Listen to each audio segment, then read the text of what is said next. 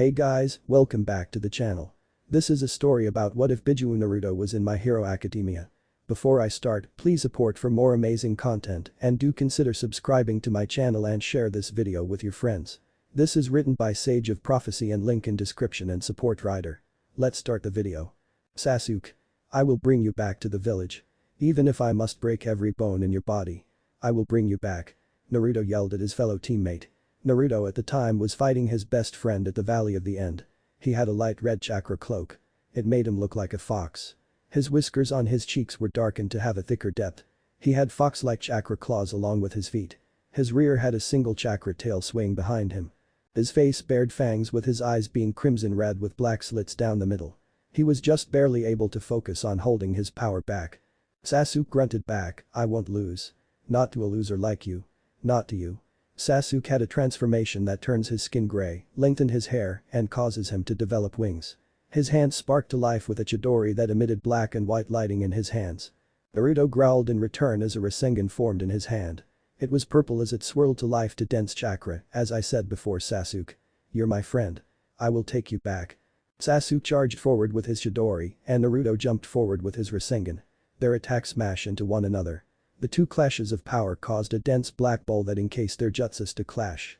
Then the mass of black energy fell inward on itself. With nowhere else for the energy to go but outwards. That attack shook the ground beneath them, ripping reality apart. Even though the two were strong, they were far beyond godlike. However, the beings, or should I say ancient beings, resided in them. The clash of moves caused the sphere to implode and then explode, causing all the energy forced inside outside. It was like compressing a rubber ball. However, the amount of energy built up inside, the energy whiplash outwards, destroying the Valley of the End. Through the clash, Sasuke was able to muster enough strength. Naruto knew full well that he could do a stronger Rasengan, but he didn't want to kill Sasuke. Sasuke was able to push forward after the implosion. He found his hand in Naruto's chest just below his lung. Naruto coughed blood up as he stared at Sasuke, I won't lose. I will bring you back. Naruto's left hand extended outwards with a Rasengan. He slammed it into Sasuke's face, sending him flying. While these two continued their struggle, they were gradually falling into the water. Naruto felt his body go limp as he fell into the pool of water below. His body ragdolled and twisted until he hit the water. He looked down and panicked as he saw a rip in the ground. It was black and was sucking anything around it inside. Naruto watched helplessly as he was sucked into the abyss, not knowing where he was or what was going on. The fox inside of Naruto wondered to himself, what the hell? Where the hell is this thing taking me? What did the little brat get us into now? That was before the gravity of the portal pulled Naruto further into the abyss. Which caused Kurama the nine-tailed fox to be forced to sleep. Not knowing where they were going to end up. My Hero Academia world. All Might, the symbol of peace in Japan, was currently walking through town. All Might was also known as Toshinori Yagi. Toshinori was not who he typically is. Right now he was a very skinny man with sharp angular features and long limbs, his long neck and his eyebrows absent. Due to his battle with the supervillain known as All for One. In one of their fights, he took serious damage, which makes it hard for him to use his quirk, One for All. As he was walking down the shopping district, he found himself by a rather tall news tower. He looked around the corner until something hit his head. He looked on the ground to find a headband. The headband had a weird symbol on the metal part of it. He then heard screaming from a woman, oh my god, that child. Toshinori looked up and back up. He saw a boy dangling on a flagpole. He was bloody and had scratches and a hole in his chest. Toshinori ran to a nearby ally and quickly powered up. Even though he was injured, he could use his ability for about 4 or 5 hours. Once Toshinori left the alley, he was a different person. His body was different from his skeletal body. In his empowered form, Toshinori is a very large man with an equally muscular and well-defined physique, his body resembling a typical Western comic book superhero. He has short blonde hair, swept backward, with 2 distinct tufts that stick up above his head, leaning slightly to each side, which often casts a dark shadow over his face, hiding everything but his bright blue eyes. He quickly leaped into the air with the boy's headband in hand. He jumped up and brought the boy down. Once he landed on the ground, the people surrounded All Might, his hero's name, to see the boy. All Might was shocked, sorry folks, I have no time. I must get this boy to the hospital.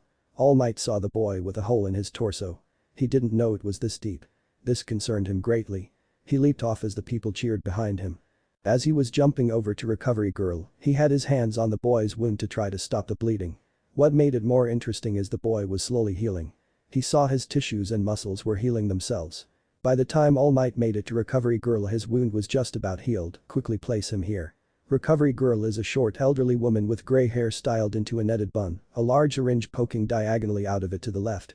She has a notably small nose and eyes which are usually drawn as two little dashes, and a long mouth with defined nasolabial folds. She was amazed. Toshinori. Who is this boy? His wound is healed. By the looks of the burns, it was from a lighting attack. How is he still alive? It's healing as if was almost as if nothing happened. I don't know, Recovery Girl. I just saw him hanging on a flagpole passed out. All Might stated, confused, though he did have this. All Might held up a headband with a weird symbol.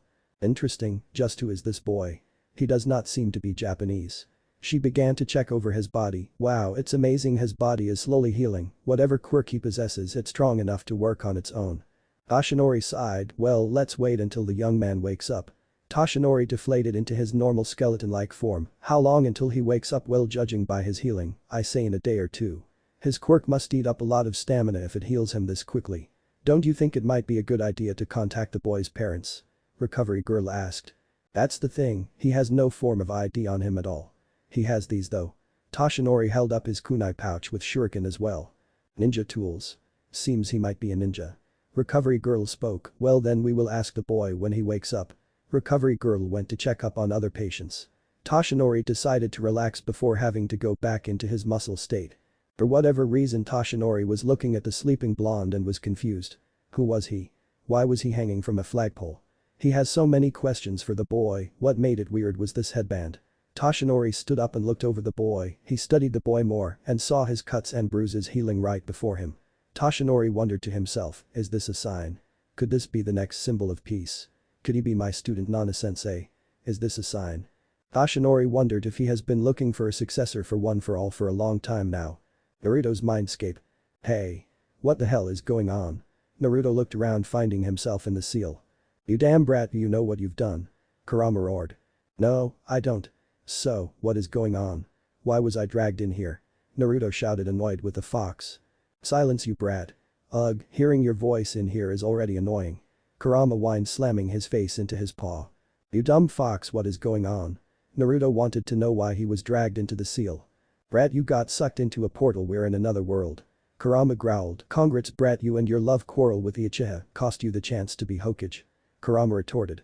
Shut up, you damn fox. That's impossible. Other worlds. Naruto shouted. Why, you got to be joking. Annoying brat. I'm not lying for once. Now get out of here. A little thank you would be appreciated. You almost died. Kurama growled. TCH. Dumb fox. Whatever. I'll figure something.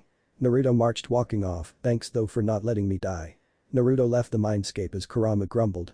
Annoying brat, this adventure better be goddamn entertaining. Kurama was fortunate that Minato was able to see all of him in Naruto. Real world. Naruto woke up feeling his body aching but healing. He looked around to find himself in a hospital. Naruto looked around to see he was not in Konoha. Naruto sat up and swung his feet over the edge of the bed. Naruto went to the window and looked outside. He saw that he was in some type of city. He saw these weirdly shaped box things with windows and wheels. Well, you woke up quicker than I expected. Your quirk is a very interesting, young man. Recovery Girl smiled, walking over. Please have a seat so I check your body one last time. Seems your quirk does a good job healing you. Naruto walked over and sat down. Thank you, ma'am, but I don't know what a quirk is. Naruto spoke, which caused an eyebrow to raise from Recovery Girl. Did you hit your head or something, boy? How do you not know what a quirk is? Recovery Girl asked, confused. Well, how do I put it, I'm just not around this pace. Naruto said while pointing at himself. Then there was a sudden poof as Naruto turned his head. He saw a 6 feet tall muscular man. All right. It's so good to see you all well, young man. Tell me, what's your name, young man? Naruto deadpanned. Nice to meet you, the name is Uzumaki Naruto. AHHH. Young Uzumaki. It's a pleasure to meet you. I'm glad you're safe. After I saw you hurt and injured, I quickly saved you from falling and took you to Recovery Girl. I stuck around to make sure you were okay. All Might rubbed his hand on Naruto's head. Naruto stared at the man, confused. Excuse me for being blunt, but I have no idea who you are. All Might stopped and fell to the floor as Recovery Girl's eyes opened for the first time to reveal brown eyes. What? Young man. How do you know who All Might is? Recovery Girl asked, but it hit her. He had no idea what a quirk was, he had no idea where he was. All Might was confused. Young Uzumaki, I must ask, how do you not know who I am?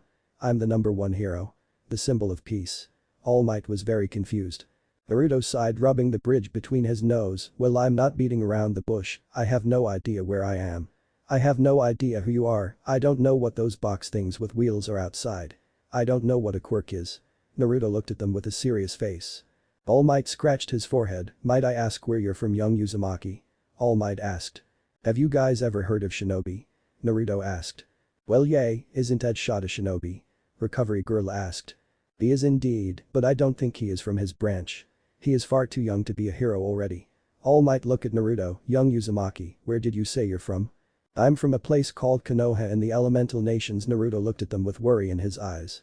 I'm sorry, young man, but I have no idea where that is. Nor have I ever heard of that place. Recovery Girl looked at Naruto surprised. Young Uzumaki, you do know that your suggestion that there is a place that hasn't been found yet.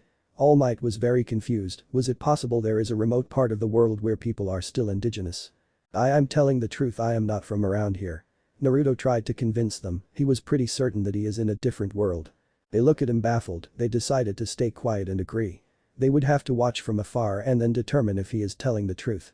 In all honesty, he could easily be lying about this. Young Naruto, do you have any? All Might was cut off by Naruto. No, I don't have any parents, they died the night I was born. Naruto looked at the ground, thinking about their parents' hurt. Now that he isn't in the elemental nations, he looked up to two people.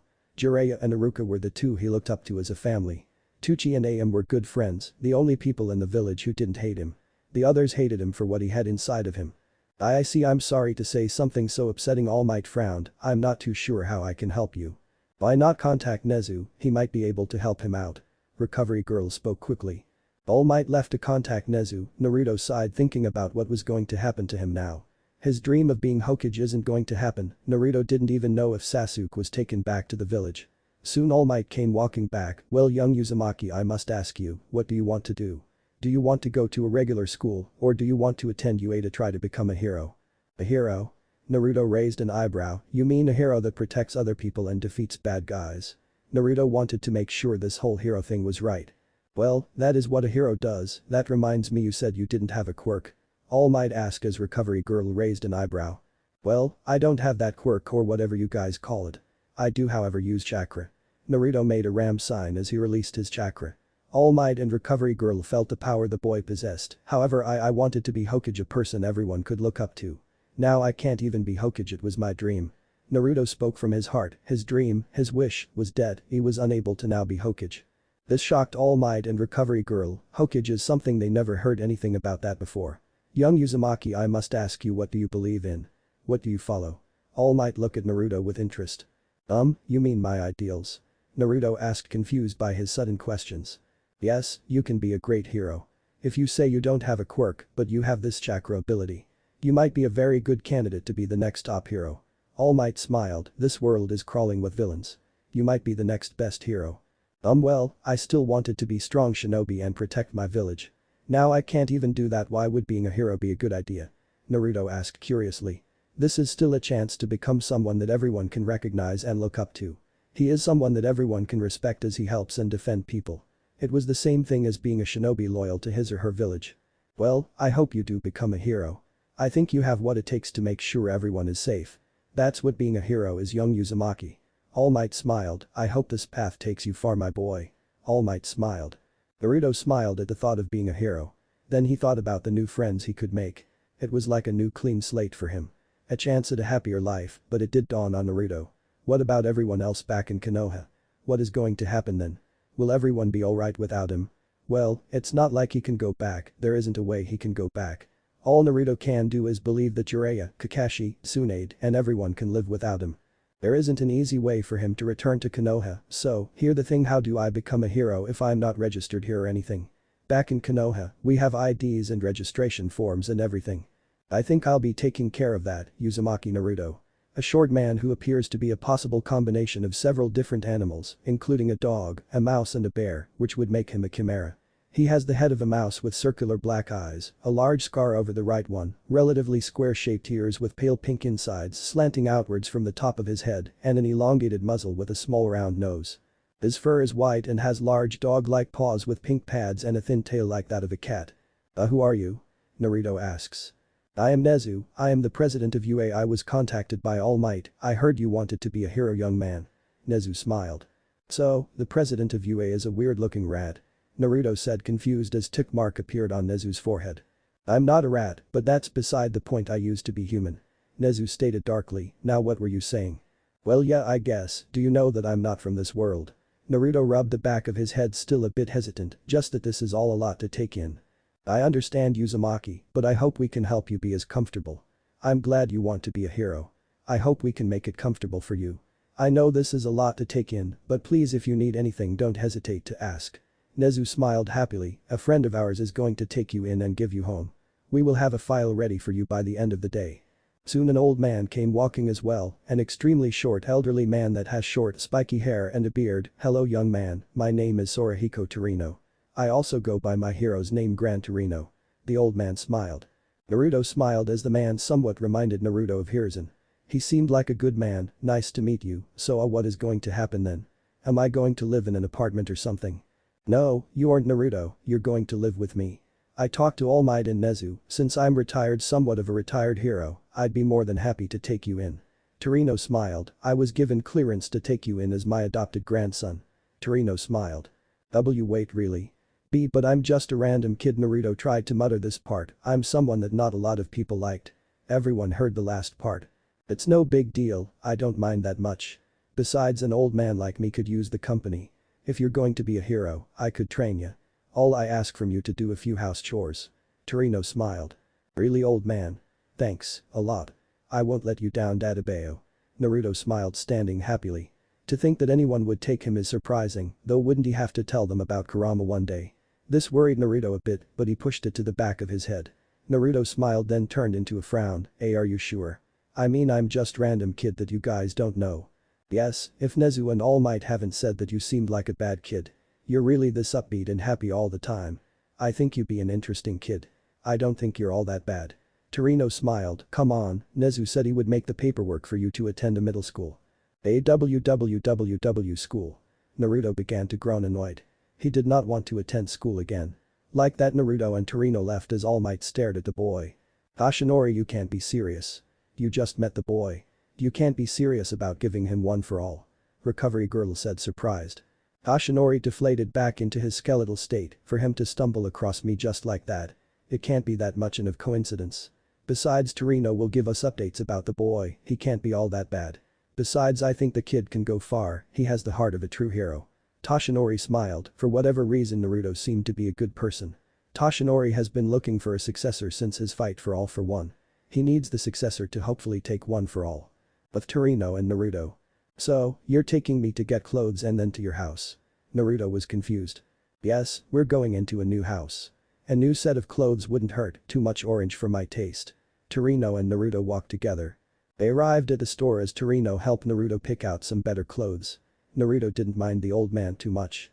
He told Naruto of the fights he had as a hero. Naruto had to admit that the old man was cool. He learned more about the rest of the world. About 20% of the population are born quirkless, the rest typically have a quirk. Naruto learned that Torino's quirk was called Jet. Naruto had a hell of a time learning about Torino's abilities. These quirks were interesting abilities that Naruto was learning about. Kurama, inside of Naruto, heard everything. Even he was intrigued by this, but no one held a candle to his power. Soon they made their way home to his house that he had his things moved to. Thanks to you, I get to have a bigger house, though I hope you can live here comfortably. I still do some hero work occasionally, but I'll be here when I can. Thanks a lot, old man, this means a lot to me. I'll make sure to help take care of the house. Naruto smiled, looking at the house. It was better than his crummy old apartment back in Konoha. Torino saw the look in Naruto's eye. He didn't say anything because he didn't want to stick his nose into his business. Plus, the kid seemed like he has been through a lot. Torino held up Naruto's headband. Hey kid. Torino threw it to Naruto. Naruto smiled happily as he tied it to his forehead. My forehead protector, you know, this made me an official ninja of the leaf. The place I called home, the place I wanted to be Hokage. The fire shadow? Torino raised an eyebrow. It's like the #1 hero, all whatever his name is. The leader of the village is known as the Hokage. The person who protects the village and everyone in it. I wanted to be recognized and respected by everyone. Though that dream is dead if I can't even go back. Naruto had a small smile. Sorry, I'm just rambling. Naruto turned to walk into the house. Torino saw his wallet drop out of his pocket. He opened it to find currency. The currency was circular with a square punched in the middle. His eyes widen, this is old Japanese currency, just where did you come from, Naruto Uzumaki? Torino mumbled, hey kid, you drop this. Torino tossed Naruto's frog wallet to Naruto. Naruto turned his head and caught his wallet, hey. Gamma-chan made it with me. Naruto was happy something of his came with him. Torino can now say for a fact that Naruto was not from this world. At dinner. Torino had some instant ramen, which Naruto began to ramble about how ramen was the food of the gods. The jet quirk user was amused by listening to the ramen eating ninja. He listened to his adventures and the people he met. Naruto did tell Torino of his friends he made along the way as a shinobi. Torino learned about Kakashi, Sakura, Iruka, Sasuke, Jiraiya, Tsunade, Hiruzen, and everyone else. Torino was fascinated to hear about these people, but the thing he wanted to know most of all. Who Naruto is, he has not once talked about himself, nor did Naruto reveal too much about his own abilities. All he heard was how he wanted to be Hokage. Hey Naruto, I won't demand response or anything, but I've noticed something just by the way of your voice. And what is that? Naruto raised an eyebrow at the jet user. Well, it's clear that you met great people, you seem happy to have met them and all. Though I must ask you, how was your childhood as an orphan? You haven't once talked about yourself to me, the most I learned is you wanted to be a great shinobi and then Hokage. Torino wanted to know, you don't have to tell me now or ever, but I want you to know. I do like you Naruto-kun, I want to get to know you. However, I bet this all a lot for you. To be thrown into a new world not knowing anything of this world. Torino gave Naruto a supportive smile, I'm just an old man, I want to make this new experience for you and me to be good. I want to be there to help support you, I think you're a great kid who has a lot of potentials to become the next great hero. Torino took a sip of his tea, I want you to be happy. Naruto took his words to heart. He heard the jet user wanting to learn about who he was. Not many cared to ask how he was. Not many would go out of their way to ever ask him how his day was going. He would either receive glares, looks or be berated. He would be attacked, attempts on his life were common, many of the times being terrible on his birthday. I've not had an easy upbringing. I don't want to go too deep. I learned one thing from a wise old man. People fear and for what they don't understand I happen to be what people don't understand. Torino's eyes widened as his heart felt like it stopped. He quickly coughed into his hand surprised, I doubt you want to hear my sympathy. All I can tell you that you will not be treated like that here. Torino frowned, I'm sorry Naruto, we can end it there, I will do my best. Well, you should get ready for bed. You have school tomorrow. Naruto gave Torino a small smile, thanks Jiji-san, that means a lot, I'll do my best. Naruto finished the rest of his ramen, got up and head to bed. Soon Naruto hit the hay and fell asleep in a comfy and warm bed. With Torino. He sat there at the table rubbing the bridge above his nose. He called up a friend of his, hello Toshinori here, how is young Uzumaki doing? Toshinori, this child needs all the support he could get. Torino spoke upset. What do you mean? Toshinori said confused. Naruto has not had an easy life, I've learned more about his friends he made in that other world. I've learned only one thing about him besides him wanting to be a ninja and a Hokage. Torino sighed, taking another sip of his tea. If you had to call me it must be big, but how can one thing determine if this young Uzumaki didn't have a good life? Toshinori was very confused. Simple, he told me a small bit of his entire upbringing to me. Torino grew eerily quiet. Torino, what could have possibly? Toshinori was cut off. He was kicked out of the orphanage. Torino spoke with simplest terms possible, not a lot was needed. Wait, if he was kicked out then that means something bad must have. Toshinori was cut off once again. At the age of 5. Torino spoke again with sadness in his voice. What? 5 years old. Something must have happened to the orphanage if he was. Toshinori spoke quickly, thinking that was impossible.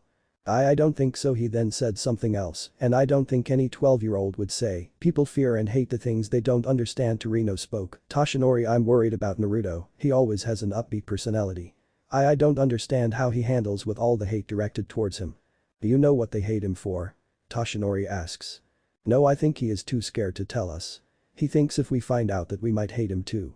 Torino sighed, to think that he is that scared to be hated is something no child should worry about. To think he wants to be accepted by everyone, it's because he is scared to be hated by everyone. Torino looks out the window, this Naruto child is certainly something else, not just that he also was brought up in this shinobi world. I don't know what to say to that. Well, let's just keep an eye on him. Maybe he'll become a great hero someday. Toshinori didn't know it was that bad, Naruto seemed like such a happy upbeat kid. Maybe he hides all that pain behind this happy-to-go persona. I hope the boys make friends, I do know he deserves it. Torino looked at Naruto's door, he seems like a good kid, he has a good heart. He has been taught by good people though, I'm glad that pain he has in his heart hasn't taken over. I think Naruto is going to go far if he is trained by the right person. All Might, what do you think of him so far? Torino looked down at his cup of tea. Well, when I can I'll come by and study the boy's strength. He sounds very interesting. Toshinori thought about Naruto being his successor, though he doesn't know if he is the right one either. Next day. Naruto found himself wearing a uniform. This consists of a black blazer with white accents over a white long-sleeved button-down shirt with vertical linings, a black ribbon on the collar, matching black pants, and brown dress shoes. He found himself at the school called Kuo Academy. A school that used to be a female school only.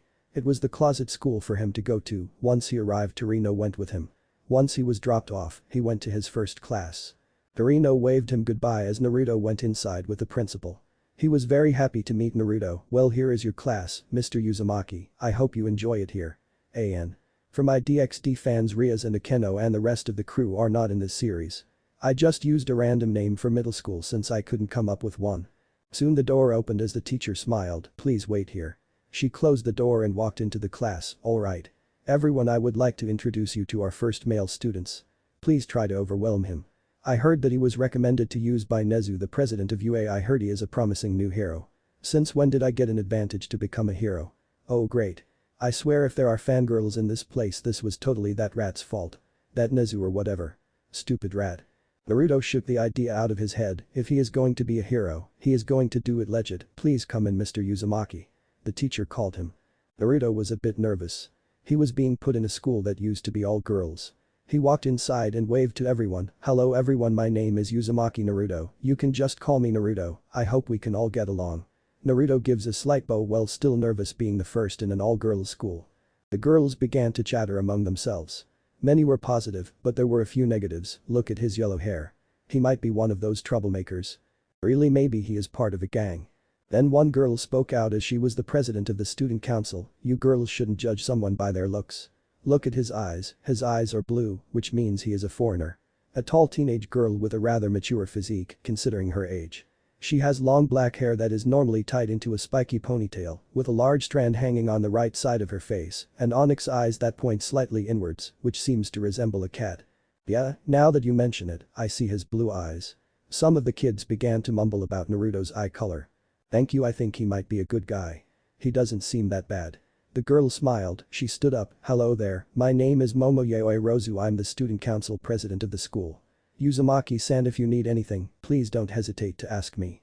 The now named Momo gave a small bow to Naruto. Please, you can just call me Naruto. Thanks, I will if I need anything. Naruto went and sat down in a seat in the back. He began to listen as the teacher began to teach them arithmetic. Surprisingly, the level of arithmetic was lower than what he learned in the academy. It made it easier for him to keep up and remember some of the previous knowledge. Maybe school wasn't going to be that bad. Period later. Naruto slammed his face into his desk going over history. What the hell? World Wars. What? This was something he did not expect. Well, it was something new he had to learn. Thankfully he was heading to gym class now. Naruto found himself in the locker room by himself. He changed and walked outside to find the rest of his class getting ready. Naruto looked around and wondered just how many other kids had quirks. Alright class. We're going to be running the mile today. The kids all whined as they lined up at the track. Naruto didn't say anything as he got on the line. Once, for the full points, I expect everyone to be able to finish before 7 minutes, and no quirks. Once she said go, Naruto began to run forward with his arms flailing behind him. He had his body forward.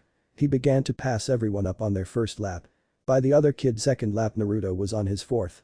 Naruto wasn't using chakra whatsoever. He was just fast because it was important for a shinobi. Naruto went around the track 7 times, which equaled a mile, and was done by 4 minutes. The teacher sighed. Mr. Uzumaki, I thought I said no quirks. I'm sorry sensei, but I didn't use my quirk. Naruto scratched his head. The teacher was shocked. Really? What was your quirk again? She looked through her files as his quirk was undefined. I guess I have a few quirks then. Naruto quickly stated, confused, not knowing what to say. What? A few. The teacher and everyone else stared at Naruto shocked. That's impossible. Mr. Uzumaki, what is your quirk? You shouldn't lie. The teacher said, upset. Wait. I'm telling the truth, he got a few quirks. Naruto didn't know what to do. His mouth kept moving. Back it up then, Naruto, I will give you this one time to use them. I should expect at least 3. The teacher wanted to catch Naruto on his bluff. Naruto crossed his fingers as 2 shadow clones appeared next to him. One disappeared and the one to Naruto's right spun their hands over Naruto's hand as a Rasengan formed in his hand. Finally, Naruto transformed into a perfect copy of the teacher, surprising everyone. See, I only have a few quirks, honest. None of them are speed enhances. Naruto did not want to be a problem child in this school. The teacher sighed and nodded her head. I'm sorry for putting you in the spotlight like that. I thought you were lying, but I was wrong, I'm sorry. Like that, the rest of the period went without a hitch. Though Naruto didn't notice Momo looking at him interested in Naruto a lot. She heard he wanted to be a hero. She knew she did too. He was recommended by Nezu, the principal of UA. Lunch. Naruto went to lunch to find a place where he could order ramen. Naruto ran up to the bar and ordered 4 bowls of ramen. 2 miso pork and 2 vegetable ramen. Once he was going to sit down to eat, he looked around to find the lunchroom full of girls. Since Naruto didn't want to be a bother, he went and sat off in the corner by himself. He began to eat his food, not wanting to disturb the girls. If things are going to be like this, it's going to be annoying. I must wait until I'm 15 to enter UA. What a drag, great, now I'm sounding like a Nara. Naruto mumbled to himself. He felt the stares off from the side. He knew not all the girls were going to like him. He was able to feel the glares off him. It began to remind him of the civilians back in the Leaf. He knew it wasn't from hate or anything. Though he could feel some girls hating him for being a guy being an all-girls school. Naruto continued to eat his food as he heard someone sit in front of him. He was rather confused. Hey. Naruto was rather confused to see Momo sitting with him. Hello there, I saw you sitting by yourself, so I decided to join you. Momo smiled. Oh thanks, then I wasn't trying to intervene or anything on the other's routine. I know a guy being here isn't right, but I didn't have much of a choice. Naruto rubbed the back of his head. I just feel out of place, you know. Oh, like I said before, the name is Uzumaki Naruto, but you can just call me Naruto. I'm not big on formalities. That's fine, then I hope you don't mind, call me Momo then. Momo smiled as let out a small giggle with her hand up to her mouth. She then said, I know and it's understandable, but I hope your years here are good ones. I'm sure everyone will warm up to you. You seem like a nice guy, so I would like to extend my hand out to you as a possible friend. How about I give you my number so we can keep in touch when you need to?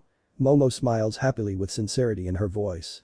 She really did want to be his friend. Momo thought it'd be nice to help Naruto fit in. Besides, he didn't seem to be that bad of a guy either. What she liked about him more as he looked at her. Momo was able to notice a lot of things about Naruto by his posture and where his eyes look. She was able to see that Naruto was looking at her eyes and not her chest. Naruto also has this welcoming persona to him, so being near him wasn't that bad. What do you mean you want my number? Naruto asked, confused. Momo stared at him, shocked. Wait, you don't know what a number is? I'm asking for your phone number. A phone? I don't know what a phone is. Naruto said, confused. Momo's eyes widened further. How do you not know what a phone is? Naruto's eyes widened. Oh. I've lived up in the mountains with my father for the past 12 years. He recently passed away, he wasn't a hero or anything. Since then I've been living alone up there since 10. A hero so happened to stop by to find me by myself. Wow. So, you don't know much about this world, but you know what ramen is? Momo said, confused. Well, that was the one thing my father could replicate from my mother's cooking. We have a farm up there, I know how to farm, hunt, cook, and a few other things too. Living by myself for a couple of years was easy once I got used to it. Naruto couldn't believe he was telling this lie. Oh, I'm sorry to hear that. So, who was that old man you were with then? Momo was shocked. When the heroes took me to the hospital. I had blood work done and found a blood relative, the old man is my mother's father. Naruto scratched his cheek, he didn't like lying, but it's not like he could say the old man was Gran Torino. Momo nodded her head, well, I'm glad you found family, well, once you get a phone. Momo took out a piece of paper and wrote her number down, call me and we can hang out sometime. Yeah, sure. Once I get a phone, I'll definitely give you a call. Naruto gave her a fox grin across his face. Momo felt proud and happy about herself, it was also her first interaction with a boy as well. At least one her age, most of the time she was in an all-girls school. Momo also was really interested in learning who Naruto was as well. The first male to join their school has multiple quirks, he seemed like an interesting guy. She knew that most of the girls would be weary of Naruto, but hopefully, she showed that he wasn't that bad of a guy after all. Time skip, end of school. Naruto walked out of school surprisingly in a happy mood. He made some friends, talked to some girls, but that was about it.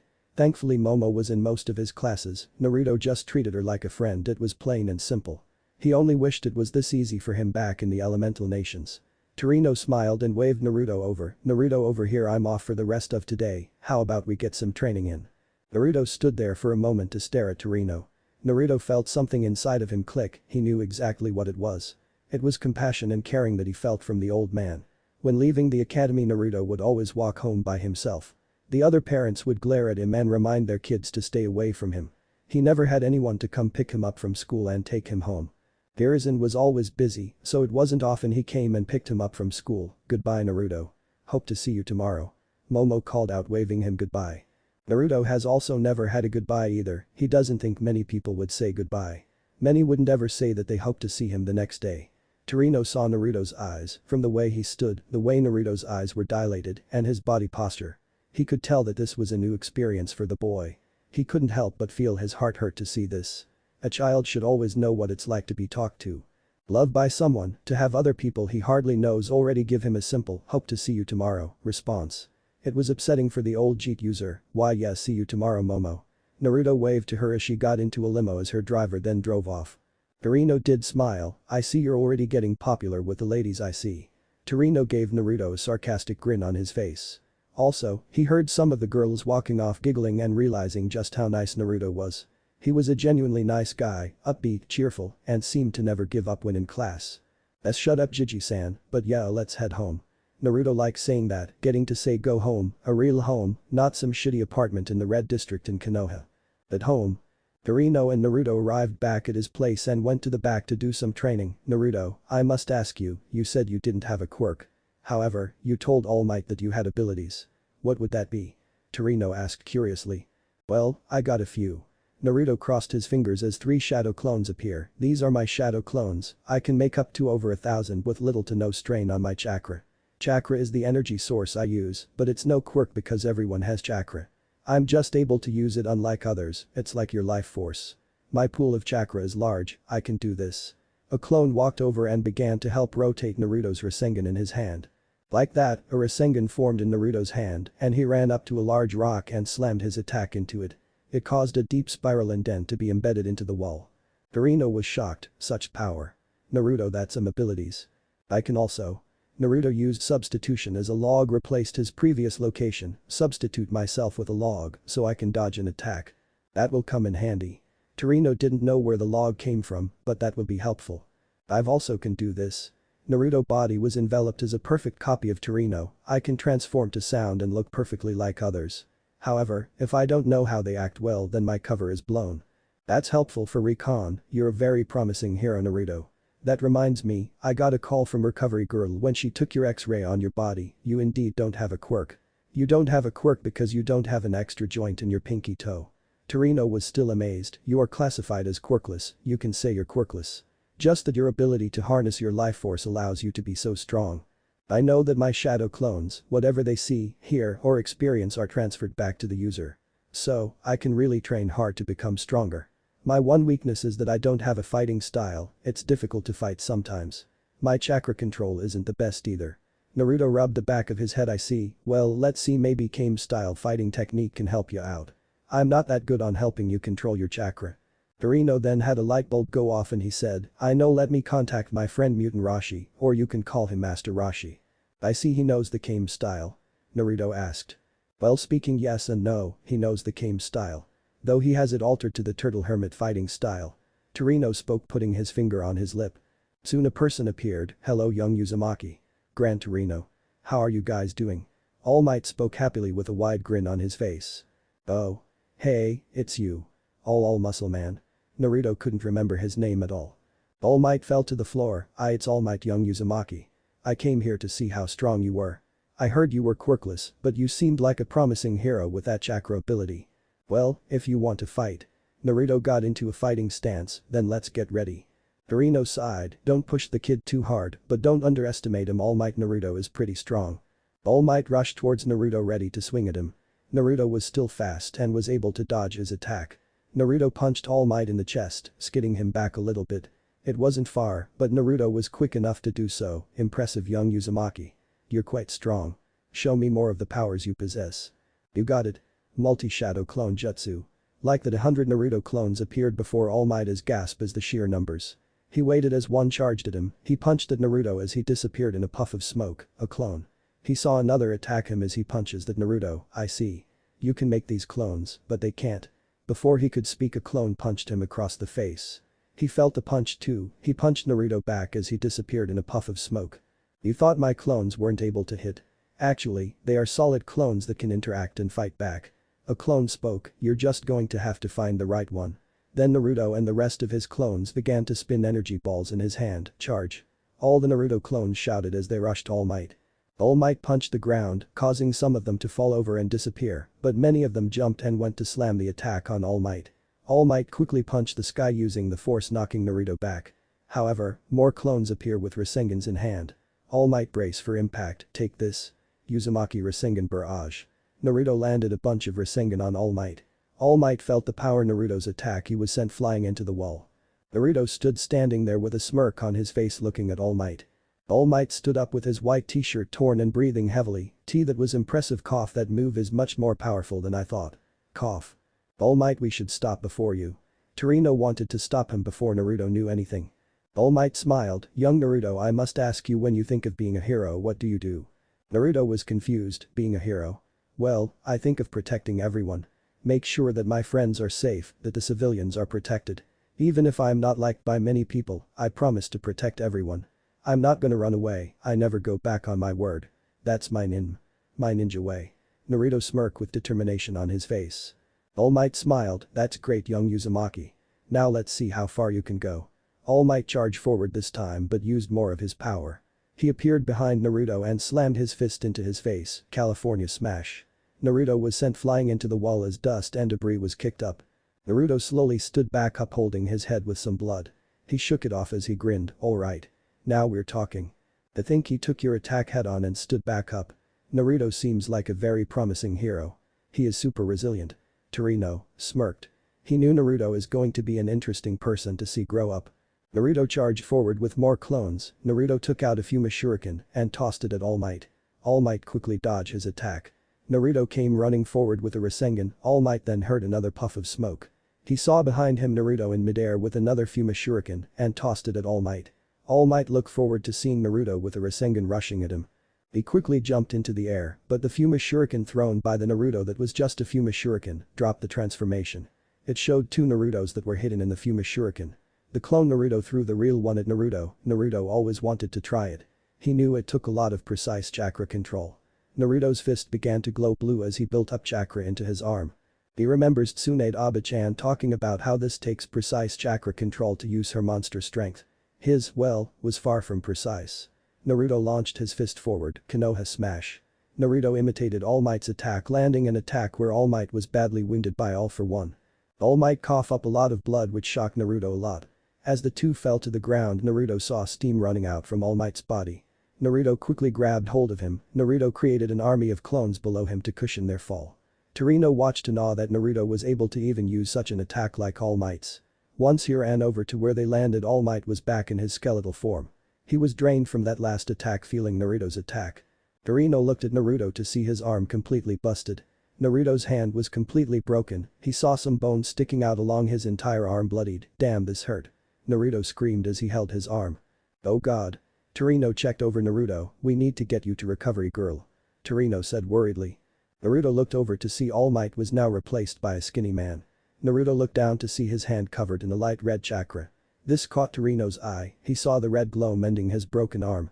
His bones and muscle were mended back together slowly. Naruto smirked. I'm fine, Jay, just taking a bit to heal." Naruto was really going to have to practice getting his chakra control better. He was going to have to try meditation like Jiraiya taught him before. Kurama and the seal was slightly impressed by Naruto's display of strength, though to the very end he was a bumbling idiot. Now he had to use his chakra to help heal the brat's arm. Ashinori walked over. "Young Uzumaki, that was an amazing display of power and strength. You're strong, you think quick on your feet.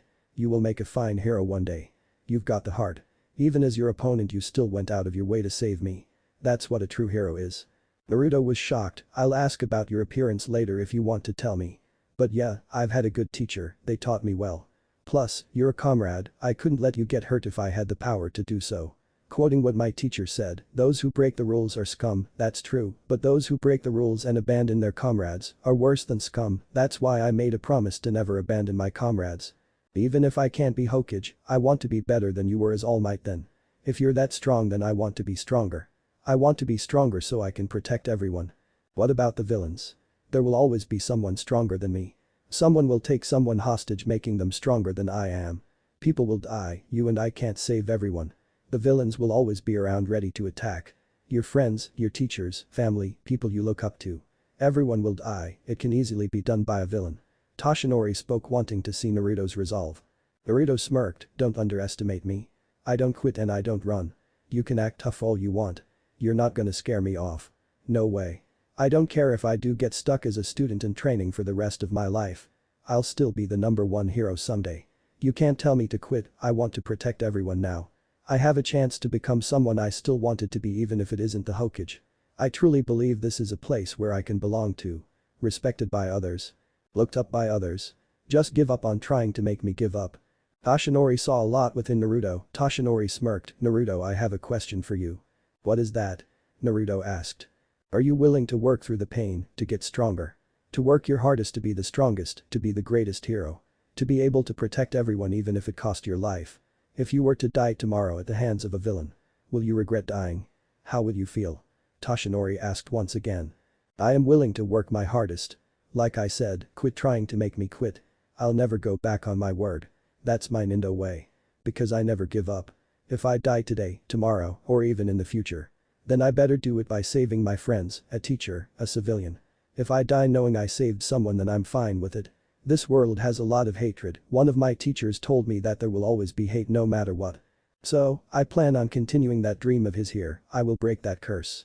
If there's such thing as peace, I will find it. I won't give up on a promise that made.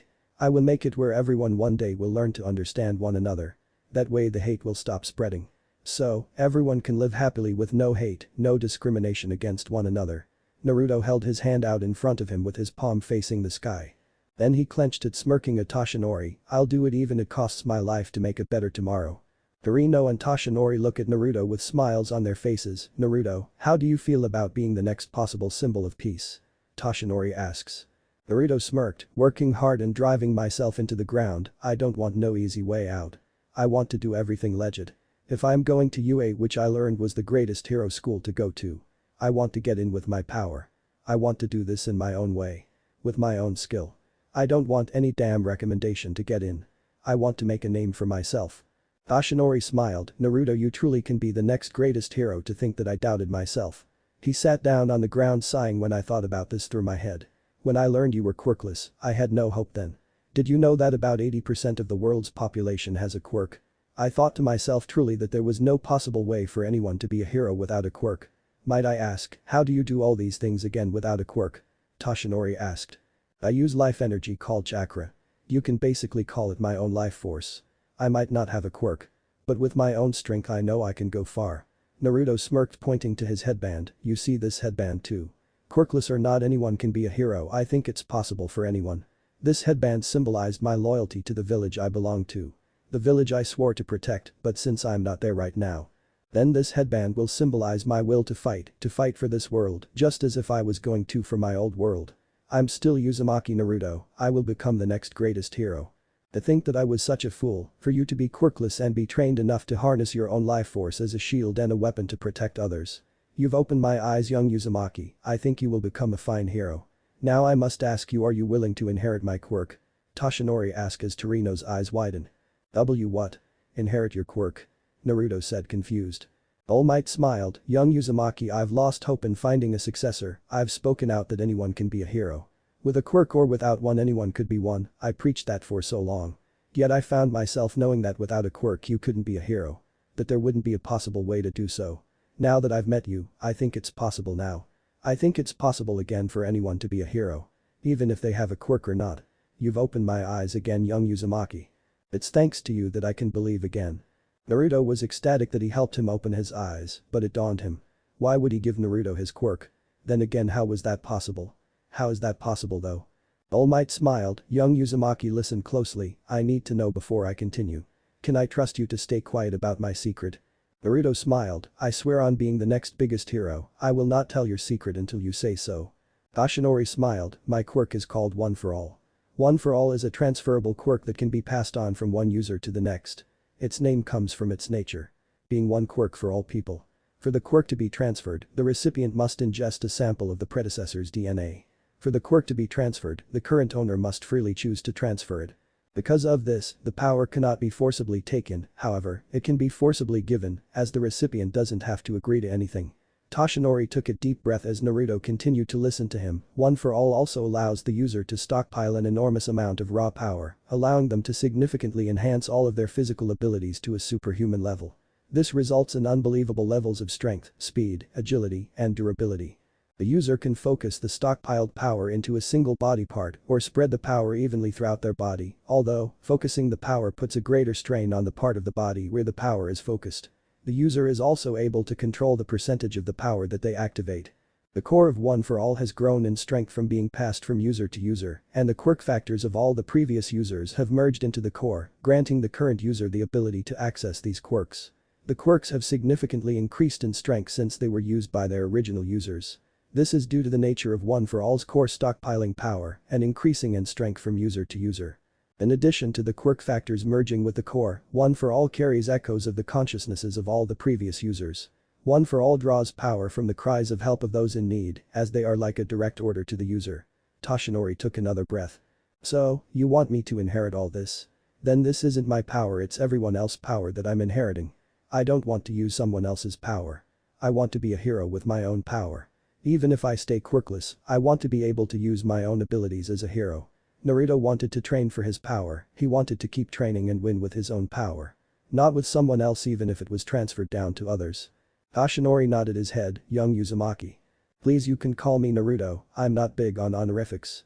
Naruto smiled. Young Naruto, please understand that I'm looking for a successor, I have not found a worthy person to ask so far. So far, you've met those requirements and pushing those requirements even further. Your thoughts, your feelings, your ideals far surpasses the expectations I had for my successor. Please understand that I cannot give this quirk to just anyone, it has to be willing to take up the mantle of the next symbol of peace.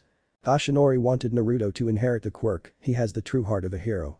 Naruto sighed, I don't know someone else who is quirkless could inherit the quirk than me. Don't you think it's smarter to ask? Naruto was cut off. Naruto, I know this is a lot to ask of you but understand. I want it to be you, it must be you. If I can start training you with One for All as well as Torino, the better chances you will have at controlling it. You proved it to me earlier when you built up energy in your arm today. It proves that you're willing to push your body to the upper limits even if it means breaking your body. Toshinori smiled, I could care less about you being quirkless or having a quirk. It's the Naruto I like, it's Naruto whom I want to be my successor. Toshinori put his hand on Naruto's head, I know you can do it, I believe in you, young Naruto. I know you can become a great hero that everyone accepts and acknowledges. Naruto was a bit hesitant and sighed, can I get some time to think about it? Naruto asked. Toshinori smiled, thank you, please take the time that you need. I don't need an answer now or even tomorrow. Hell, I don't even need 1.5 years. But one would be nice by the end of the year. Toshinori walked over to a tree and pulled out a cooler. He took out a white bag and pulled out popsicles. He broke the 2 popsicles stuck together and handed one to Naruto. Naruto smiled remembering how Jiraiya did the same thing for him. Dorino smiled going inside to leave the 2p, Toshinori, I hope he is the one you're looking for. I can say that Uzumaki Naruto is going to be a very interesting hero. Naruto also has no family. Maybe Naruto can be more than just your successor, things around have already been livelier than they used to be. Time skip next day. Naruto was given money to get a phone after school. He was going to school right now until a limo pulled up and the window rolled down, hey Naruto. You want to ride to school? Momo smiled. Thanks for the offer, but I like walking. Naruto smiled. Momo smiled, it's okay, hey I'll walk with Naruto. Momo smiled talking to her driver, I'll text you when to come to pick me up. Momo got out with her school bag, I didn't know you lived so close. Well, that's what I was sent to this school. I was surprised that it was an all-girls school. I still feel a bit weird that I had to go. The school rules so happened to change that day. Naruto rubbed the back of his head. Momo chuckled, don't worry about it, I think it's a good change of pace. Besides, I heard the news around the school that people are starting to warm up to you. So far people don't think you're a pervert or anything. Naruto smiled, that's good, that's the one thing I don't want. I knew a pervert once. Who was that? Momo asked confused, I thought you lived on your own. Baitu-san. Naruto mumbled quickly as Momo nodded her head understanding. Well, I'm glad you didn't turn out like him then, but I'm assuming he tried to turn you into a pervert. Momo asked jokingly. Yeah, he did, but if he did, I just end up pranking him. Naruto chuckled back thinking how Jiraiya would try to be a perv, but he would end up pranking him then. The two talked and walked to school earned a lot of complaints from Momo's classmates. "Aoi Rozu One-sama is hugging the new kid already." A female classmate said dejectedly. "I thought he was a perv, but he isn't now and he is taken by our great One-sama." Another complained. Many of the girls were worried, but not anymore if Momo was able to approach him so easily. They all watched how she easily interacted with him. Momo even texted them telling them how Naruto was a genuinely nice guy and he wasn't trying to hide anything. At least anything about being a pervert. The day went on as normal as they went to classes, Naruto mainly being bored the entire time. He knew most of the material when it came to arithmetic and science. Most of that was covered in the academy. However, the only interesting part was history and English for Naruto to learn. Momo was in most of Naruto's classes, so that was a bonus for Naruto. After school. Naruto was leaving to head to the store, but there was one issue. He had no idea where the place he had to go to get a phone. Naruto had to ask Momo for help. "Hey Momo, are you busy after school?" Naruto was a little nervous. And not really. Why do you ask?" Momo was surprised by the sudden question. "Wait, is he asking me out?" "Wait, no, it's too soon. I mean we just met one another and wait, why am I getting so worked up? Do you know where the phone store is? I was given money to buy one, but I don't know where to go." Naruto asked sheepishly while he rubbed the back of his head. Momo smiled, shaking such thoughts from her head. "Oh. Yeah. Sure, let me text my driver and let him know." Momo quickly texted her drive and put her phone away. "Alright, let's go." "So, what type of phone are you looking for?" Momo asked as the two walked. "Well, what type of phone were you using?" Naruto asked. "Well, I'm using an iPhone XR. If you want, I can take you to the Apple store to get one." Momo smiled. The two walked to the store with Momo learning a little bit more about Naruto. "So what is your reason for trying to be a hero?" Naruto smiled. "Well, I want to be a hero so I can be strong. If I'm strong that means I can protect everyone, I can protect the people I care about." Naruto didn't want to bring up the Hokage part, but being able to share dreams was nice. "Well, that's a nice dream. I'm being a hero so I can prove that I'm more than just a rich girl. I want to be as strong as I can. Being able to save others and be great as All Might." Momo smiled. "Well, that's a nice dream too. I didn't even know you were wealthy. Though that doesn't matter to me, you're Momo, nothing more nothing less." Naruto smiled, giving her a foxy grin. Momo was quite happy to hear this. Most people ever saw her as a rich girl or an easy catch. Many would think it would be an easy score to date her. Momo was really starting to like this Naruto. He knew how to treat someone equally. "Thanks, Naruto means a lot. Many just try to be my friends because I have connections. I'm still debating if I want to go to UA or not. Your quirk is so amazing that I don't know, it makes me nervous." Naruto shook his head. "Momo, I can definitely tell you that you can be a hero. You can go to UA, I don't want you to doubt yourself." "What is your quirk anyway?" Naruto asked. "Well, my quirk, make a right up here, my quirk is called creation. This gives me the ability to create any non-living material object from my exposed skin by transforming the molecular structure of my fat cells. In order to create something, I need to understand the molecular structure of what the material object is made of. The more I eat, the more material I have to work with, so I need a considerable amount of food for ingestion for my quirk to be effective." Momo smiled proudly. "Wow, that quirk is pretty cool. That's versatile, you could do almost anything with that." Naruto said excitedly. "That's really cool, Momo." Momo was flattered by Naruto's comment. She was happy that he thought her quirk was that useful. "Thanks, Naruto, that means a lot." Momo smiled back, giving Naruto a grin. The two walked into the store as Naruto picked up the same phone with Momo. They had the phone set and Naruto got her number once it was bought. "Hey, I'm hungry, you want a bite to eat?" "My treat." Naruto smiled. Momo giggled. "Are you asking me out on a date?" Momo teased. What? And no. No. I was just asking since you led me the way to the store. Just a way to say thanks for taking the time to help me." Naruto blushed, rubbing the back of his head. Momo giggled. "I'm just joking. Thanks though, I was happy to help you out." Momo smiled. "Come on, I'm pretty hungry too." Though something in Momo wished it was. Wait, do I really feel like that about Naruto? I mean, it's only the second day. Well, he is a really cute guy. Wait, what? Why do I keep thinking like this? I just met him. Momo took a deep breath as the two continued to walk. "You okay, Momo?" Naruto asked, confused as he saw Momo close her eyes while sighing. "It's nothing, thanks for asking though." Momo smiled as the two walked off to a ramen shop.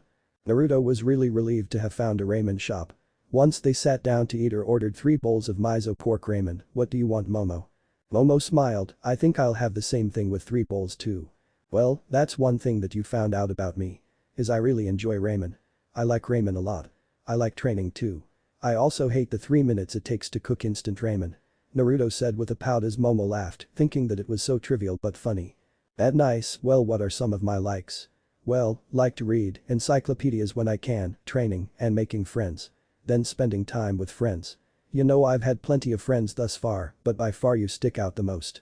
Momo smiled, "You're different from the rest, they always to praise me or make me some type of idol.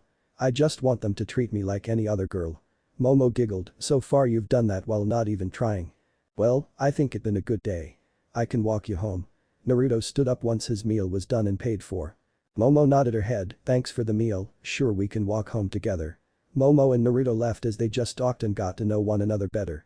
Momo learned how determined Naruto was to get stronger. For whatever reason she liked that, his determination and his desire to get stronger. She took a liking to that and enjoyed hanging out with her. Like that Naruto arrived at her big house which was guarded off with gates. "Well thanks for hanging out with me, I hope we can do this more often." Momo smiled happily, "I'll see you again tomorrow." Momo waved to him as she walked back into her house. Naruto began to make his way home as he smiled to himself. For whatever reason he was happy. He felt wanted in this place, way more than he did back in the elemental nations. That's what he was feeling right now, no one hated him. No one glared at him, he was being treated like a normal person. He liked it, he was happy about it, though having Kurama inside of him worried him. He was scared, he didn't want to tell everyone. He didn't want them to leave him, it scared him.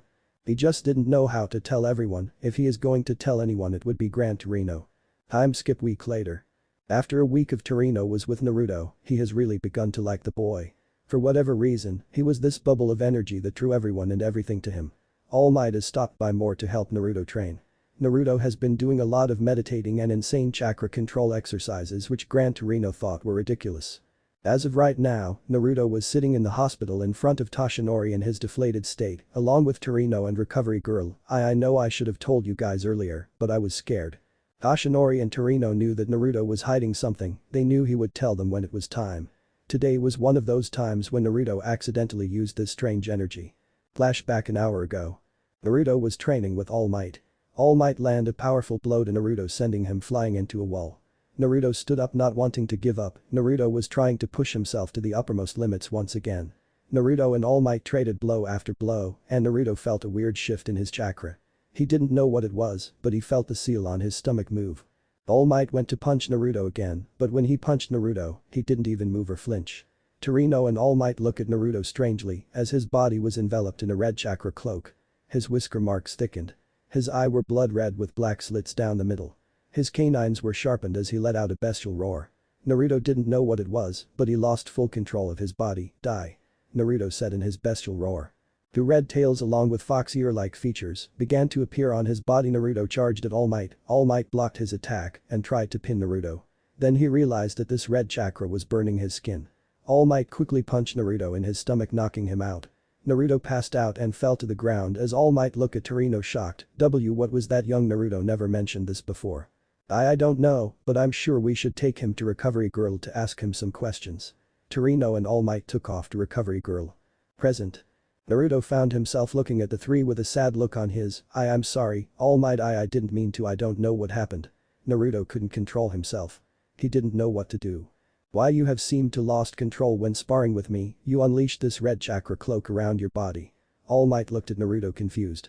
Naruto looked dejected and Torino, who has only known the boy for a week now. Never did he think that he possesses this power. "Naruto, it's okay, you can tell us anything." Naruto felt the pit in his stomach, now he was worried. To think that this would happen, was this as the result of having the 9 tails in him? What was it? "Well, for starters, I'm the Jinchuriki of the Kyuubi no Kitsune. You can decide if I'm worthy for one for all." Now. Naruto began to tell All Might, Torino, Recovery Girl, and even Nezu. Toshinori called Nezu about this and figured it'd be important that he knew. Naruto talked about his past since he could remember. He was also treated horribly in Konoha, many of the villagers hated him. So many of them would go so far as to try to take his life several times. Many of them would try to do what they could to get rid of him.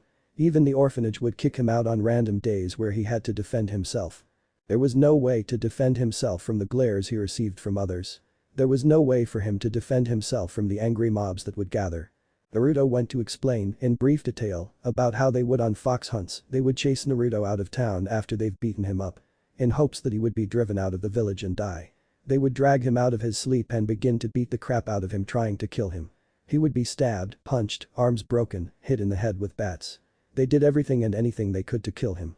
The worst nights were his birthdays, that's when the mods would get drunk, and so would some of the chunin and junin of the leaf. Those who still hated Naruto, they would try even harder out of one day of the year to really kill him. He would be called a demon, monsters, child killer, murderer, or anything they could come up with to hurt Naruto. In the beginning, it was glares, shouts, name-calling, but then it escalated to beatings and then attempts on his life. They tried to prolong his suffering, so there was no way for him to ever enjoy the day he was born. They would make sure he was scared, they made sure he would never want to be a ninja. They did their hardest to make him suffer, they went as so far and poured burning oil on him. That was after they dragged him out of bed and beaten on him. Some went as far as to buy corrosive acids to try to kill Naruto. They also would try to starve him out, it happened when Hiruzen went out on a meeting with the Kazekage. For that week Naruto was starved of food when he would go out and be given food.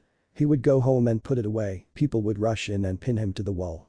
They would grab whatever food he had and threw it to the ground lacing it with rat poison. They would shove it down his throat asking if he was hungry. Naruto only survived those 3 times because an Anbu stopped them one time, he had white gravity-defying hair. The other time was by an Anbu with purple hair, the last time he only survived thanks to Kurama. His chakra helped filter that large amounts of rat poison from Naruto's system. Though the chakra could only do so much, Naruto did almost die from that. Naruto then decided to finish, that continued on like that until I became a genin of Konoha. It was hard, I never knew why I couldn't drive myself to hate them for what they did to me. To think that I was kept going and kept on living. I know it drove to me to the point where I wanted to die. I wanted to end my life so I could end this pain. I want to know why. Why did I become the demon? Why was I given this heavy burden? I still don't know even today. All I know is that I've been hated since the day I was born. Everyone in the room had nothing to say, even Nezu was experimented on was able to relate to Naruto. Toshinori had no words to describe the words that came out of Naruto's mouth.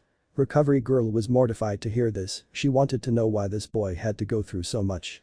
Before anyone could continue Naruto gave them a small smile looking at the floor, then I met Sasuke, I heard about how he lost his parents after his older brother killed his entire clan. In a way, I was able to relate to him. He didn't have parents anymore. I never knew my parents though. I met Sakura, Ino, Choji, Shikamaru, Kiba, Hinata, Niji, Lee, and Tenten. They were the first group of friends I was able to make. I also am and Tucci, the only civilians who didn't hate me. Haruka, Jiraiya, Tsunade, Shizune, and even Jiji-san. They didn't hate me, then there was Kakashi-sensei who cared about me. I've finally met people who didn't hate me, scorn me, and were okay with me being the loudmouth knuckled-headed drop-dead the last idiot. Now they're gone just like that, to think I was then thrown into another world. I also failed too. I promised my teammate Sakura that I'd bring our teammate Sasuke back. He had a desire to find his brother and kill him for revenge. All I know is his brother killed his clan and his parents. I don't know what it's like to lose parents because I've never had any. Naruto looked up at All Might, Recovery Girls, Nezu and Torino to think that I end up meeting people who would end up being too kind and nice to me. It's a new thing to go to a school with some of them looking forward to seeing me, the next was new. I know you want to know what that red chakra was, that was because I was made into the Jinchuriki of the Kyuubi no Kitsune.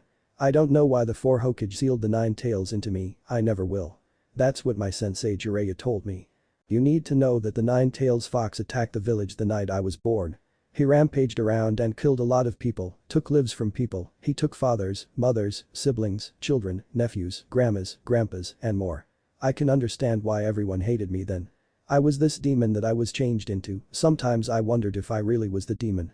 I know he is sealed in me, Jiraiya-sensei told me that I was made into a Jinchuriki. Though I still wondered with all this anger and hate that's been building up. I'm scared that I'll snap one day, I know that people view me as a monster and a demon. It's just hard to accept. Toshinori asked, Naruto, I know you don't want to hear people telling that they're sorry. You need to know that the first day I met you. I've never seen anything like that in you, you need to know that you aren't a demon, that we're here if you need us. Torino walked over, Naruto, I know I might have not known you for that long. For you to tell us this much, to tell us this painful backstory of yours. It shows how much you've matured and grown as a person. You're no monster or demon, you can't control what was done to you. For you to stay an innocent, pure, and happy soul. Whether your dream is to be Hokage or a hero, I think it's very possible. Don't let others stop you, I know you can go far. Torino brought Naruto in for a hug which surprised the blonde. Naruto instinctually hugged back. Torino felt Naruto shake from his hug. Naruto began to cry as Torino patted and rubbed his back. Torino sighed, Naruto, is this the first time you've ever been hugged? Without saying a word Naruto nodded his head up and down. In a long time. Naruto muttered with tears running down his face. Everyone looked at the grandfather figure and grandson figure to think that a boy like Naruto. To be this happy, this energetic, and a smile always on his face to turn out like this. This made Toshinori feel that Naruto was an even better candidate to inherit One for All. The rest of the day was consoling Naruto, helping him feel better. Helping him move on from the past was the hardest, but they did warn him. That one day he will have to trust others, one day that he will have to tell someone else about his past. Naruto smiled. He knew that they were behind him. They were going to back him up and support him all the way. Next day. Naruto was smiling as he was walking to school, he was thinking about the other day. Naruto feels as if he has grown closer to Torino and Toshinori. Naruto was beginning to enjoy his time here more now. He has people that are truly looking out for him. Torino was beginning to morph into Naruto's grandfather-like figure. Naruto's thought was cut off when he heard a limo pull up. Momo walked out. "Oh hey, good morning Naruto." Momo goes out of her limo to walk with Naruto. "I didn't get a text from you last night, you alright?" Naruto realized, "Oh. I forgot my phone at home. I'm still new to this whole having a phone thing. I was so tired from training last night I passed out on my bed." Naruto chuckled as Momo shook her head. "You need to be careful. Training is important and all. Overdoing it like that doesn't help you." Momo scolded Naruto. Naruto smirked. "Yes mom." Naruto said in a sarcastic tone. "Hey. Don't get smart with me mister." Momo smirked looking into Naruto's eyes. Naruto stared back into her eyes. PPFFTT. Ahahaha. Momo and Naruto began to laugh as the two walked to school. "I swear Naruto, you're a funny guy, you know that." Momo giggled. Naruto waved her comment off. "Nah, I just know when to make a good joke." Momo chuckled. "You know Naruto, I thought about what you told me last week." "What did I say?" Naruto said curiously. "Ahahaha, that's you're so forgetful." "Well, remember how you told me how cool my quirk was?" Momo smiled as her arms went behind her back as she walked ahead up of Naruto. She twirled around with her arms extending outwards and then going behind her back. "You said that I still totally get into UA. So, I decided. You and I are going to get into UA together." "I know the answer, but are you going to get in without a recommendation?" "Oh yeah. I'm going to get in with my strength." Naruto gave her a foxy grin and a thumbs up. "That's what I thought, I gave it more thought too. Do you know if we could train together? I want to get a stronger hand-to-hand combat. I thought you might be just the person I got for." Momo said excitedly with a hint of nervousness behind her voice. Naruto smiled. "That'd be awesome Momo. A friend of my Jiji is going to come to train me in the Kame style, maybe you can learn a thing or two." Momo said happily, "That'd be great. I know I can create weapons or whatever I need in an instant, but learning a fighting style would be better." "Yash. Let's get into UA together Databeo." Naruto fist pumped the air as Momo giggled at his verb tick. "What does Databeo mean?" Momo chuckled at his verb tick. "Hey. I only use it when I'm excited." Naruto complained. "I think it's cute, what side that come from?" Momo giggled asking. "Well, I got it from my Ka-san side, Two-san told me that she was a hell of a girl." Naruto smiled, "But I don't remember much after that."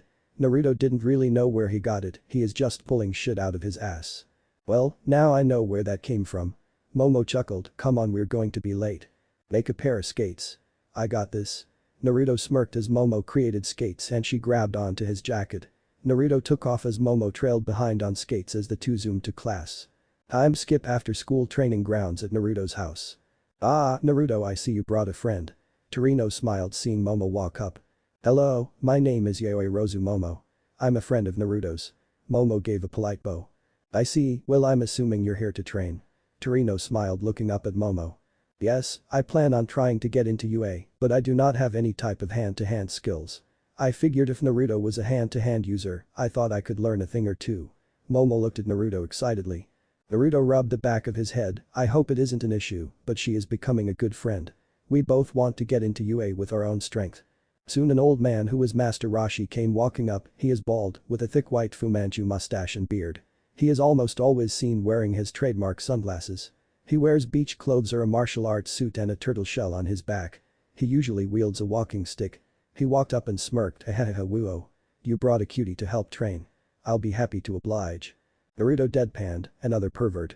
Naruto facepalmed. "I wonder if Hiro-Sennin and Master Rashi would meet up, what would happen?" "I'm not just any pervert, I'm a super old pervert." He caressed his mustache smirking. Momo deadpanned. "This guy is supposed to be a martial artist." Basitism 12 She held up her cell phone with 110 dialed on the phone. "Pedophile." Momo glared at him. "An. 110 is the police emergency number in Japan. Rashi, is all seriousness, these two need to be trained. I figure you be a perfect teacher for these two. Torino quickly stated, I have it if you train them without being a pervert. Torino started quickly as Rashi smiled. Okay, let's get ready. Master Rashi comes back with a crate full of milk bottles. Naruto left and put on an orange shirt and black shorts. Momo came walking out wearing a purple sports tank top and short black shorts with gym shoes. Naruto realized just how mature Momo was physical. He quickly turned his head away from her figure as Master Rashi began their training. End of the day. Momo was flat on her stomach, tired, with a purple turtle shell on her back. She had smaller shells on her legs and arms. Naruto was hunched over, tiredly breathing, with a larger turtle shell on his back. Naruto also had on the smaller shells around his body like Momo, though his were a bit heavier. Naruto and Momo have been doing endurance training. So far Naruto and Momo have proven themselves for Master Rashi to teach. However, the final test they had to pass, they had to move a giant rock. No powers, no quirks, just raw physical strength. The training session has only just begun with the two training together. Master Rashi specifically said that they each separately had to move the rock 10 feet. Then and only then would he begin to start training them. Dang it. This is hard. Huff, this training is a lot. Huff, more than I expected. JG's Huff, you're still standing. I Huff, can barely feel my legs. Well, that's enough for today. Torino walked over, we'll continue tomorrow. I want to point something out, if you two can't push the rock by the end of this week, I won't train either of you. Master Rashi said sternly as he punched the ground, pulling the large rock out of the ground. Momo's eyes widen in worry a bit, she wasn't too sure if she could do it. The rock had to be almost as tall as All Might or even taller. Momo looked worriedly and wasn't too sure if she could do it.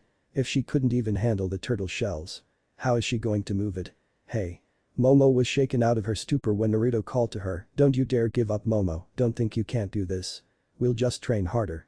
I know we can do this. I know you can do this. Don't you dare think you can't. Naruto smirked at her. He held his hand out to help pick her up from the ground. Momo smiled, aye thanks, Naruto, I'll do my best. She accepted his gesture and the two. Momo tiredly accepted his help and stood up, but she felt her legs wobble and she fell into Naruto's chest. Though Naruto was able to keep her up, thanks. She blushed at the close contact. Yeah, no problem. I'll help you walk home. Naruto smiled as he gently moved away to allow Momo to stand. Then Momo wobbled and Naruto and caught her, you know what? Naruto turned around and knelt down. Momo hopped on his back, she blushed feeling the close contact. She knew her chest was pushed up against his back. Naruto ignored her body against his, you comfy? Momo blushed, yeah, I am, thanks for doing this. Momo said upsettingly. The two walked off as Master Rashi chuckled, those don't know it, do they? I have to guess it's Naruto who doesn't know it. Torino chuckled, the boy is far too innocent when it comes to girls. He has no idea, but I don't think Momo does either. I bet that she will realize she likes him first. I have no doubt. Now where is that special edition bikini magazine of Midnight and Mount Lady? Master Rashi perversely chuckled. With Naruto and Momo. Naruto was walking with Momo on his back, sorry for asking you to do this for me. Momo was a bit embarrassed. Naruto chuckled, waving it off, Momo, I'm more than happy to do this. You know, I'm glad we've met, you've really been helping me out adjusting to school. Momo chuckled, yeah, I enjoy helping you out. Honestly, I think you're the only true friend I could consider all the girls in the school. Momo felt her eyelids heavy. Why yes, so I was wondering, you think we could study for the history exam next week? Naruto asked as he looked down at the ground. Why yeah, I can help you students. Momo fell asleep on Naruto's back as he carried her back home. Thankfully he remembered where she lived and carried her home. Naruto felt her chest on his back, had to admit she was well endowed. Soon he shook his head, wanting to get such things out of his head. He also realized that she doesn't know about the Nine-Tails Fox. He wondered how she would take it. He pushed it to the back of his mind, he doesn't know how she would take it. Soon he arrived at her house air mansion and was allowed through the gate. He forgot that she doesn't have a house, she has a mansion. He walked up to the front door. The door opened as he met a woman with black straight hair, onyx eyes, shaped like Momo's eyes that resembled cats. A man with short black spiky hair, oh hello Mr. and Mrs. Yaoyorozu. I'm Uzumaki Naruto, I would bow, but I currently have your daughter on my back. Naruto was a little nervous meeting her parents like this. Her mother had long leg-length hair with her hair in a ponytail. The woman smiled cheerily, and the father didn't seem too happy, well it's a pleasure to meet you Naruto. Momo talks a lot about you. Momo's mother chuckled. Naruto began to sweat a little bit, oh yeah she has. That's flattering, she has really been a good friend. She has done a lot like helping me adjust to the school. The woman smiled, well, I'll take her off your hands, I know my husband has been dying to meet you. She gently took Momo off his back and took her to her room. Naruto found himself standing in front of her father. He tapped his foot at a slow pace and slowly sped up. Naruto was a bit nervous meeting his friend's father so soon. Momo's father was a hulking beast, he was frickin' jacked. Especially because Momo was a girl, he was a boy, so my little princess's friend, huh? I don't know if I like you. Naruto got a better look at Momo's father, he is a handsome young man with black hair and violet eyes. He is very tall and has a muscular build. Naruto was a little nervous, he didn't know what to think. He was never taught in a situation like this before. Damn it. Of all the things. He should have asked Torino for advice like this. Wait. Does he like Momo? The only reason he should be thinking like this is if he liked her. Wait, do I? I've always liked Sakura. Wait, she isn't here, she would ways punch me, tackle me to the ground. Momo is quiet and sweet, she speaks her opinion when she wants to. I mean, she is a lot prettier than Sakura and Alwood. I like Hinata. What did I tell you? Naruto was taken back as Momo's mom came walking back in as she body slammed her husband into the ground. Wait. Honey. It's not what you think, I was just. Honey. Hawrts. The father began to whine as Momo's mother was pulling on his cheek after she bodied him into the wall. I swear. The first boy that Momo interacts with you go batshit crazy. I swear. Momo's mother let a sigh out. Wait, she the one who is going batshit crazy? Naruto shouted to himself. Now that Naruto saw Momo's mother, she was kinda scary. Then her personality made a 180, now. You said your name was Naruto Uzumaki. Naruto got a better look at Momo's mother is a beautiful young woman with a voluptuous figure, very long black hair and violet eyes.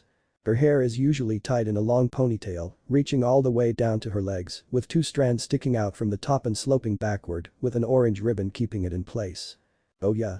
It's a pleasure to meet you, both of you. Like I said before, your daughter is a really good friend. I've never had any friends growing up. I've never had a friend like her before, she truly is important to me. Naruto didn't know how to act in front of a friend's parents. Typically, he shoots his mouth off, not giving a crap about what they say to him. He knows that most parents in the elemental nations hated him. So, it was easy for him to prank, shoot his mouth off, or do whatever he wanted. This was a completely different scenario, and he had no idea how to handle this. Momo's mother chuckled, putting her hand over her mouth. Well, I must be thanking you. We aren't here that often.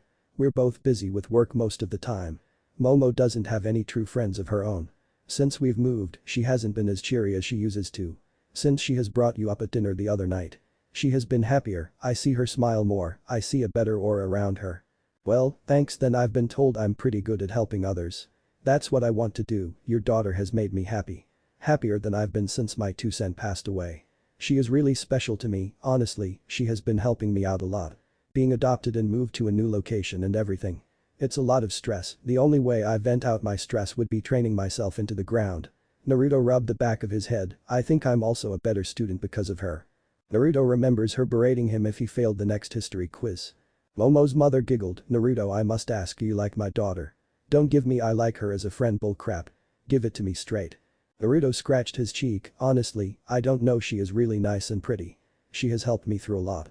Since she is my first real friend, I think I'd like to wait until I gave you my answer. Right now, I just see her as a friend that I can rely on. Momo's mother was not expecting that type of answer. Well, I think my opinion of you just changed. Though I think I like it, you're different, to be frank, you're a lot better at expressing your feeling than a certain someone. She raised an eyebrow at her husband. Wait, hold up. I have every right to be questioning this boy's motives. This is my baby girl we're talking about here, so I'm acting like a father. He was cut off as Mrs. Yaoirozu glared at him. Anada Sichi glared at him as he sat down on the ground like a dog. Roll over. He rolled over, now beg. Please, honey. I know what you're thinking, we shouldn't do this in front of the enemy. He groaned as she was enjoying this more than she should. She smiled at him and then smiled at Naruto. You're lucky Momo inherited her father's personality. Protective, hardworking, smart, and intelligent. She didn't, however, inherit my love for domination. Young Naruto, I like you, I really do, but you tell Momo, and of this, I'll castrate you. Have a good night. She slammed the door as Naruto stood there. He looked at his hands, if I gouge my eyes out and rip my ears off, can I regenerate them later? I need to unhear and unsee what I just witnessed. Wait, honey. No, stop. Naruto heard the cries of help from Momo's father. Naruto began to sweat, wondering what he got himself into. Naruto made his trek home with a smile on his face. He thought it was nice for Momo to have a family, her father was funny, her mother was scary as hell. Though it was family, knowing the love from a father and mother was something he still yearned for. Naruto made his way home, showered, ate, did what homework he had, and went to sleep. For whatever reason, he looked at his phone. He got a text from Momo, she so happened to wake up to find out he carried her home. Momo texted him, "Thanks to taking me home, Naruto. I enjoyed the ride on your back, for your height you're quite strong. Lol. See you tomorrow." After the text, she sent him a selfie of her in her PJs. They were red PJs that were big and loose on her body. Naruto felt blood shoot from his nose, he notices how much of her cleavage was shown. Is she trying to kill me? Naruto knew this was going to an interesting friendship with her. Naruto typed on his phone, "Yeah, and no problem, I was happy to take you back home. Have a good night." Naruto sent it and put his phone down and laid down and fell asleep. Kurama and Mindscape. Kurama was a little annoyed but found this entire situation entertaining. He noticed something on the cage in the seal. He smirked, he saw a crack on the bars and the seal that was on the cage was ripped at the top corner. He smirked, "I'll get my freedom one day, just you wait Uzumaki Naruto, I will be free. This damn seal can't hold all of my power." Time skipped 6 days. After the days of continuous training with Naruto and Master Rashi. Today was the day that Momo and Naruto had to push the boulder 10 feet. If they could do that, Master Rashi would teach them the Kame fighting style. Momo over the course of the week grew worried each day. She only moved up 5 or 10 pounds. While Naruto, on the other hand, shot up close to 50 to 80 pounds in weight. She knew about the difference in anatomy, but she began to doubt herself if she could even do it. She can't even do it. She won't be able to get into UA. She doesn't want to get in an easy way. She wants to get in earning it like Naruto wants to. Naruto walked up to the boulder and moved it to its 10 feet without breaking a sweat. He didn't boast or anything. He gave her a thumbs up and smiled with his foxy grin. She swore that grin was infections, she always smiles back at him when he does that. Momo nodded her head as she walked up to the boulder and began to push. Momo watched how Naruto did it, he simply put his hands on it and pushed. Momo began to think and calculate a way to do so, she lifted the boulder up a bit from the bottom. She felt the rock move up. She began to push. The dirt in her way began to push in a way for her to move. She kept going as she heard Naruto cheer, she saw him telling that she could do it. Momo was worried as she took a small breather, can she do it? Can she really push forward with all her strength? You dummy, keep going, I know you can do it. Naruto called over, Momo realized it, she kept doubting herself, she kept worrying. She smiled and muttered, thanks Naruto. Momo took another breather and heaved the boulder forward. Her feet dug into the ground as she pushed forward and felt the rock moving. She kept pushing, so had the determination back in her eyes. Before she kept going, Master Rashi hopped off. Momo realized she pushed the boulder all the way back where it first was. You two show a lot of promise, tomorrow your training has just begun. Master Rashi looked at Naruto and Momo. Naruto ran over and high-fived Momo, you did it. What do I keep telling you? You're amazing, Momo, you're going to go far as a hero. Of course, you'll never be better than me. Momo gave him a smirk, is that a challenge?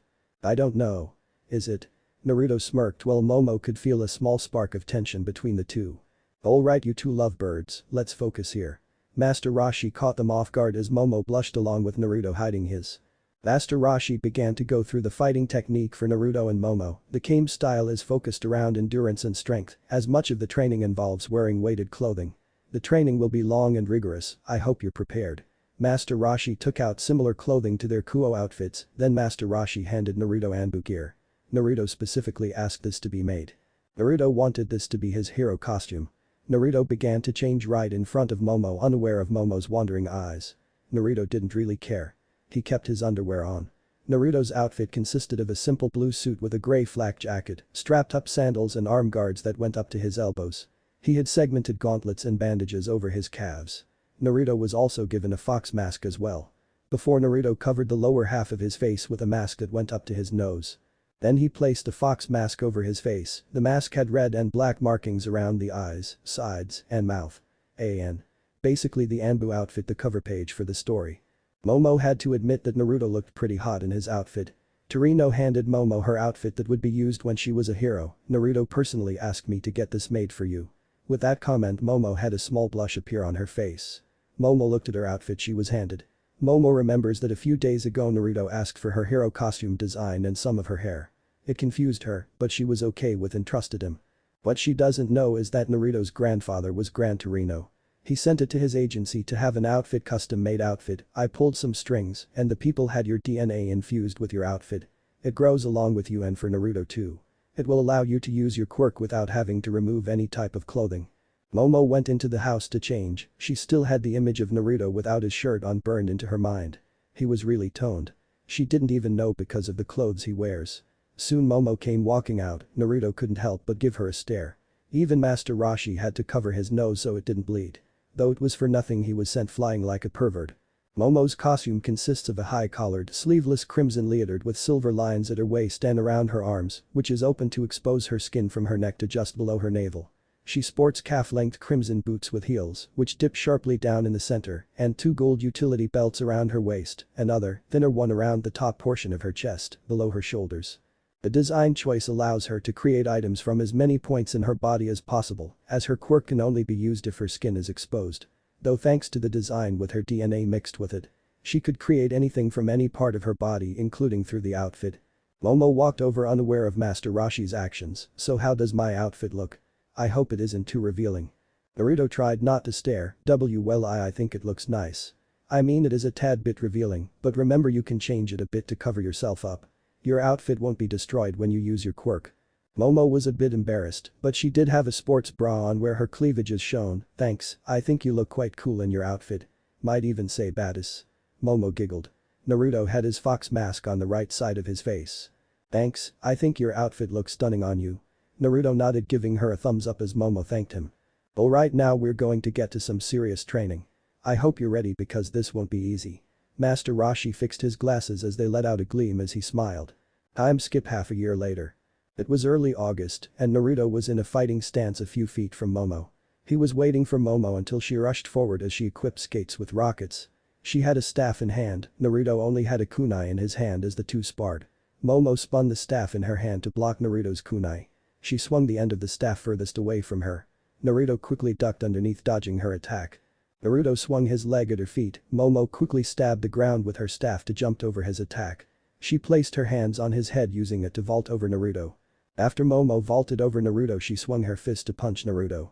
Though he disappeared in a puff of cloud of smoke as Naruto kicked her from behind. Momo went flying forward, she flipped herself over, she used the rubber pads on her skates to stop her from sliding, cheeky. Momo was cut off when Naruto rushed her throwing a kunai at her. Momo was spun her staff blocking the kunai. She quickly swung to her right, but Naruto was on her left, crap. Momo said as Naruto's fist met her stomach knocking the wind out of her. Momo fell to the ground gasping for air, alright that's enough. Master Rashi smiled as he came walking over. You've been exceptional, you've grown strong and learned your own version of my kame fighting style. Master Rashi spoke proudly. Torino was proud of the two. Momo gave a slight bow, yeah it's been awesome. I've gotten way stronger than I used to be. Yeah, but you think too much. Naruto walked over, thinking too much will cost you a fight. Shut up I know. Momo puffed her cheeks out, her intellect causes her to want to analyze and think of a plan. Naruto is able to go with the flow and adapt easier than she can. Don't worry you'll get there. Naruto patted her back, Naruto smiled with a foxy grin on his face. Naruto was currently 5'1", while Momo was 5'1". Momo couldn't help but smile back when Naruto did, damn his contagious smile. Torino smiled, well that about wraps up training today. Yes, you've completed my training. There is nothing more for me to teach you. Master Rashi nodded his head happily for the two. Naruto and Momo were pretty shocked to hear this, let me guess we've mastered your fighting style, we added our own quirks to it. Because our fighting style revolves around our quirks that means we've taken different paths. That's right, therefore I cannot teach you anything else. I hope you two will become fine students and wear your turtle school crest proudly on your outfits. Master Rashi bowed. Momo had her crest on the back of her outfit. Naruto had his symbol on his back of his armor. Master Rashi turned around, it's time to continue on your training on your own, I've been proud to be your master. Now it's time for the students to pass the teacher. Master Rashi began to walk off. Wait. Naruto felt hurt, it was as if Master Rashi was just going to leave them like that. What? You want to join me? Rashi was confused. Where are you going? You're just going to leave. Momo said surprised, even if the old coot was a pervert. He was still Momo's first master and Naruto's master as well. Wow Momo, I didn't think you want to join me. I mean if you're a lesbian it's understandable. I'm going to the mall to see some real beauties. I've never been able to look at you because I look at you like a granddaughter and that's creepy. Master Rashi chuckled. Momo sighed looking away ashamed that she forgot about her master's perverted nature. Naruto chuckled as Master Rashi walked off into the sunset. Torino sighed, I will never understand him, but he would have made a great hero. Would have? Naruto said confused. Yeah, would have been, but he too much of a pervert. Torino chuckled, but he is a good friend, this time he better stay in contact. Naruto and Momo shook their heads, time flew by in 6 months. Naruto smiled, it was soon time for them to head back to school. It was early August, they were going to be starting school back up soon, I can't believe in another school year is starting soon. Naruto scratched his head. Yeah, I can't wait to think that we're going to be 13. Momo smiled, well then in a couple of years we're going to be trying to get into UA, yeah remember we need to get in together. Naruto extended his fist out for Momo to fist bump. Momo smirked as she watched the sun setting, yeah. She fist bumped Naruto's fist. I'll walk you home. Naruto waved to her as Momo nodded her head as the two began to walk together. Torino sighed as Toshinori came walking up in his skeletal body. Torino, tell me, do you think Naruto will inherit One for All? Toshinori, I don't know if he will, as I know right now. I have a feeling Naruto is going to be having a hard time soon. I think it'd be wise to give him his space. Torino spoke as Toshinori nodded his head. Toshinori raised an eyebrow, what do you mean? Torino sighed, well it started about a month ago. Flashback 1 month. It was summer break as Momo went with her parents on a vacation. They went to visit America and Naruto stayed in Japan to continue training. Naruto was currently in bed trying to get much needed sleep. He had a long training session with Master Rashi, All Might and Torino. Naruto has been trying to control his chakra better, he began to slowly try to master the power of the 9 tails. Naruto looked at his phone to see Momo sending him photos of her holding the Statue of Liberty in her hands. Naruto typed, I can't wait for you to come home. I can't wait for you to tell me about your trip. I'm so jealous. I'm going to sleep. Have a good day. Naruto sent the text as he laid down to sleep. And the seal. In the darkness a single eye opened, it was crimson red with a black slit in the middle. Kurama has been really halted so far by Naruto trying to control his chakra. His mental state has made it very hard for Kurama to be eating away at the seal in Naruto's body. Now that Momo isn't here, now he has a chance to strike. Breaking out of this damn seal was on his agenda, he needed to get out. He was not going to be held back by a damn human. He sent his chakra towards the seal from inside the cage. He didn't try to pry it off or red gates would slam down and stop him in an instant. So, he had to break Naruto mentally. Naruto's dream. Naruto found himself back in Konoha, he saw everyone around him once again. The people who hated him, the people who tried to kill him. They began to torture and attack him over and over again. Naruto felt pain all around his body as he felt them cut, stab, burn, skin, and electrocute him. Naruto cried for help, but no one came, he called for Kakashi, Jiraiya, Tsunade, Sakura, Sasuke, and everyone else.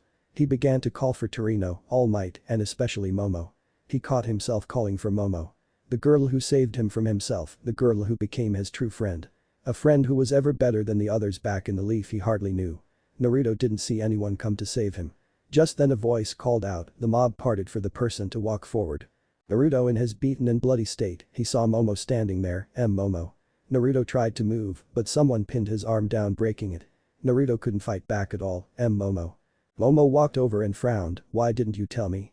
Why didn't you tell me you had this demon fox in you? A demon fox that killed people. If it resonated inside of you, that must mean you're a demon. What? Momo, it's me Naruto. Naruto was cut off by Momo's words. What friend?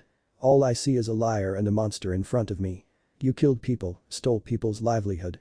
You took your parents' lives. You took children. Brothers. Sisters. I'm not your friend, I regret ever being your friend. Now die like the demon you are.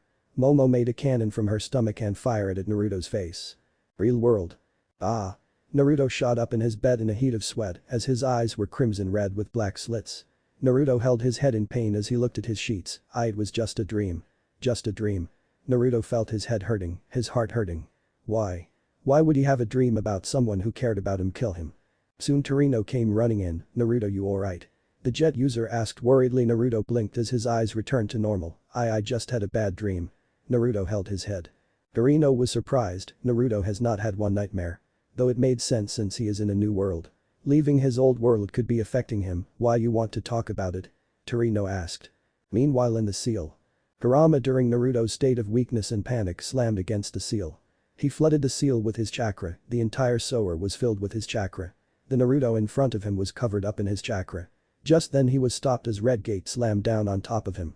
His eye looked up, damn you fourth Hokage, everything around Kurama went pitch black, the only visible thing was his one crimson eye with a black slit. Real world. Naruto was confused, but he pushed a dream to the back of his mind. He went to fall asleep. He ignored that dream, but something in his stomach told him to be worried. He didn't know what that was, but hopefully, it wouldn't happen again. End of flashback. Ashinori raised an eyebrow. Bad dreams, huh? Tell me more about them. Next day. Naruto came back from school and went into the backyard to start his training. He was sparring with clones to practice the Kame fighting style. Naruto wanted to forget his dream, it bothered him to no end, and he had no idea how to cope with it. Soon Toshinori came walking up in his skinny form. Young Naruto, do you have a moment to speak? Toshinori asked. Naruto stopped and dispelled his clones and sat next to Toshinori. What's up, All Might? Naruto looked up at him. Young Naruto, Torino told me about last night. Did you have a bad dream about your village? Toshinori knew he could relate. What? Yeah, I did. It wasn't just with the village. Momo was in it. Naruto looked down to the side upset. I see, well you don't have to tell me what happened. I just want you to know that I have nightmares almost every night. Toshinori looked at Naruto with sincerity. What? Why? Naruto asked, confused. Toshinori smiled. Naruto, my previous master was a woman named Nana. I looked up to her like my mother. I was quirkless just like you are. Except I didn't have your chakra thingy. I wanted to be a hero. Before you wanted to be Hokage, that's how strong I believed in it. However, I was born quirkless. I did my hardest, I trained as hard as I could push myself. I was luckily able to run into Nana-sensei. I proved to her that I was worthy to be her student and to inherit One for All. I wanted to be the #1 hero and symbol of peace. Naruto knew Toshinori was sensitive about his master. Nana-sensei, was she like a mother to you? Toshinori nodded his head. Believe it or not, young Naruto, not only was I quirkless. I was also an orphan. I had no idea who my parents were. I didn't let that bother me too much. I worked my way to the top and trained to be the best I could be. Young Naruto, when my sensei Nana faced off All for One for the last time. That was the last time I saw her. I miss her. She was the only mother figure I had. I had bad dreams about her dying in front of me a lot. Naruto nodded his head. I see what you mean. You know, I've begun to look at Torino Jiji like a Jiji. You've been there a lot, All Might. You've been here sparring with me a lot. I've really begun to look up to you as almost a Tusan. I know it sounds ridiculous, but every time after spars I feel like I begin to understand you more and more. Then we share a popsicle too. My previous master Jiraiya did that too. Naruto gave Toshinori a smile. I appreciate you telling me that, All Might. Now I feel like I'm not the only one in the world now. Toshinori smiled. I'm glad we could talk, young Naruto. I hate seeing you down in the dumps. I know for a fact that young Yaoi Rozu likes you too. What? And no. No. I mean, Momo is a nice girl, but me? No, I'm too much a knucklehead for that. Naruto chuckled, rubbing the back of his head. I'd be too much for anyways. I'd be a danger to her. At least I feel like I would be. Toshinori shook his head. Whatever you say, young Naruto, but if there is a chance, I wouldn't let it go to waste. Toshinori pulled Naruto to his feet. Come on, let's go get some ramen, my treat. Naruto shot up from his seat and happily walked with Toshinori to get ramen. End of flashback. Time skipped to January, still during the school year. Naruto was now 13 years old, as he was one school year away from graduating and going to UA. Naruto was at the beach that used to be cluttered with garbage and trash. All Might told Naruto that he had to clean up the beach whenever he wanted to. Naruto was asked by All Might to inherit his quirk One for All. Naruto didn't want to. He wanted to get into UA with his own power. He didn't want to rely on a quirk to get it, yet he was still classified as a quirkless. Naruto watched from afar on how All Might acts. Even now, All Might still did his best to save everyone. Naruto respected him for that. Right now, standing before Naruto was All Might. Are you sure, All Might? I mean, there is still a possibility that someone else is better. All Might shook his head. Naruto, your ideals, your will, your beliefs. You are supposed to be the successor to All for One. I have to ask that you take it. I'm running out of time. I can't keep going. I know you can do it. Naruto sighed as he closed his eyes. I only wanted to do this because you saved me that day. You took me to Recovery Girl. You know of my past. You know who I am. You think me of all people as worthy of One for All. I don't think, young Naruto. I know you're worthy for One for All. Even I know I'm not worthy to have it anymore. You brought me back to the light. You made me realize that even if you don't have a quirk, you can still be a hero. Young Naruto, you don't have a quirk. You were given a rough past, forced to house a 9-tailed fox inside of you. Your past, you endured so much, you grew strong because of that. You didn't let anyone tell you otherwise. You didn't let others stop you from being a ninja. You became a ninja even though you were dead last. You wanted to be Hokage. In a sense, becoming Hokage is when you become a pro hero. Naruto, in my eyes you're already a hero. You saved me from myself. All Might look at his hand and back at Naruto. He pulled his hair out of his head. To inherit One for All, eat this. Naruto deadpanned, you're kidding, right? Like I said.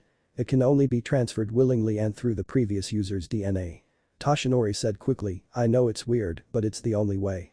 Naruto laughed, All Might, I swear with your power I will keep people I consider precious safe. People who I cherish will stay safe, that includes you Torino Nezu, the civilians and even her. Naruto looked at the ocean as he saw the sunset before them. Toshinori smiled, Naruto, it's an honor, it truly makes me happy that you decided to accept this. It's a selfish request asking you to inherit it. I know you will make me and everyone else proud. Naruto took the strand of hair and brought it to his lips. He opened his mouth and threw it into his mouth. He quickly swallowed it. Naruto knew this was a big responsibility. To be a true hero, this was just as if this was his dream to become a Hokage. This still meant he had to protect everyone. With his power, he will protect everyone. Just then Naruto felt a sudden flame light up inside of him. Naruto felt his body accepting this power inside of him. Naruto opened his eyes to find his body radiating a red aura. Naruto felt the power within it was massive, he closed his eyes. He knew to control it just like he did with his chakra. The way how powerful the quirk was, Naruto decided to spread it throughout his body. The power could be built up to be 1 point, but just like chakra punch, he used on All Might. It blew up in his face. So, Naruto closed his eyes and let a breath out. He sent one for all through his entire body. He snapped his eye open, just then red vein-like lines course throughout his body that coincides with the energy flowing through him. With the quirk active, his eye glows blue.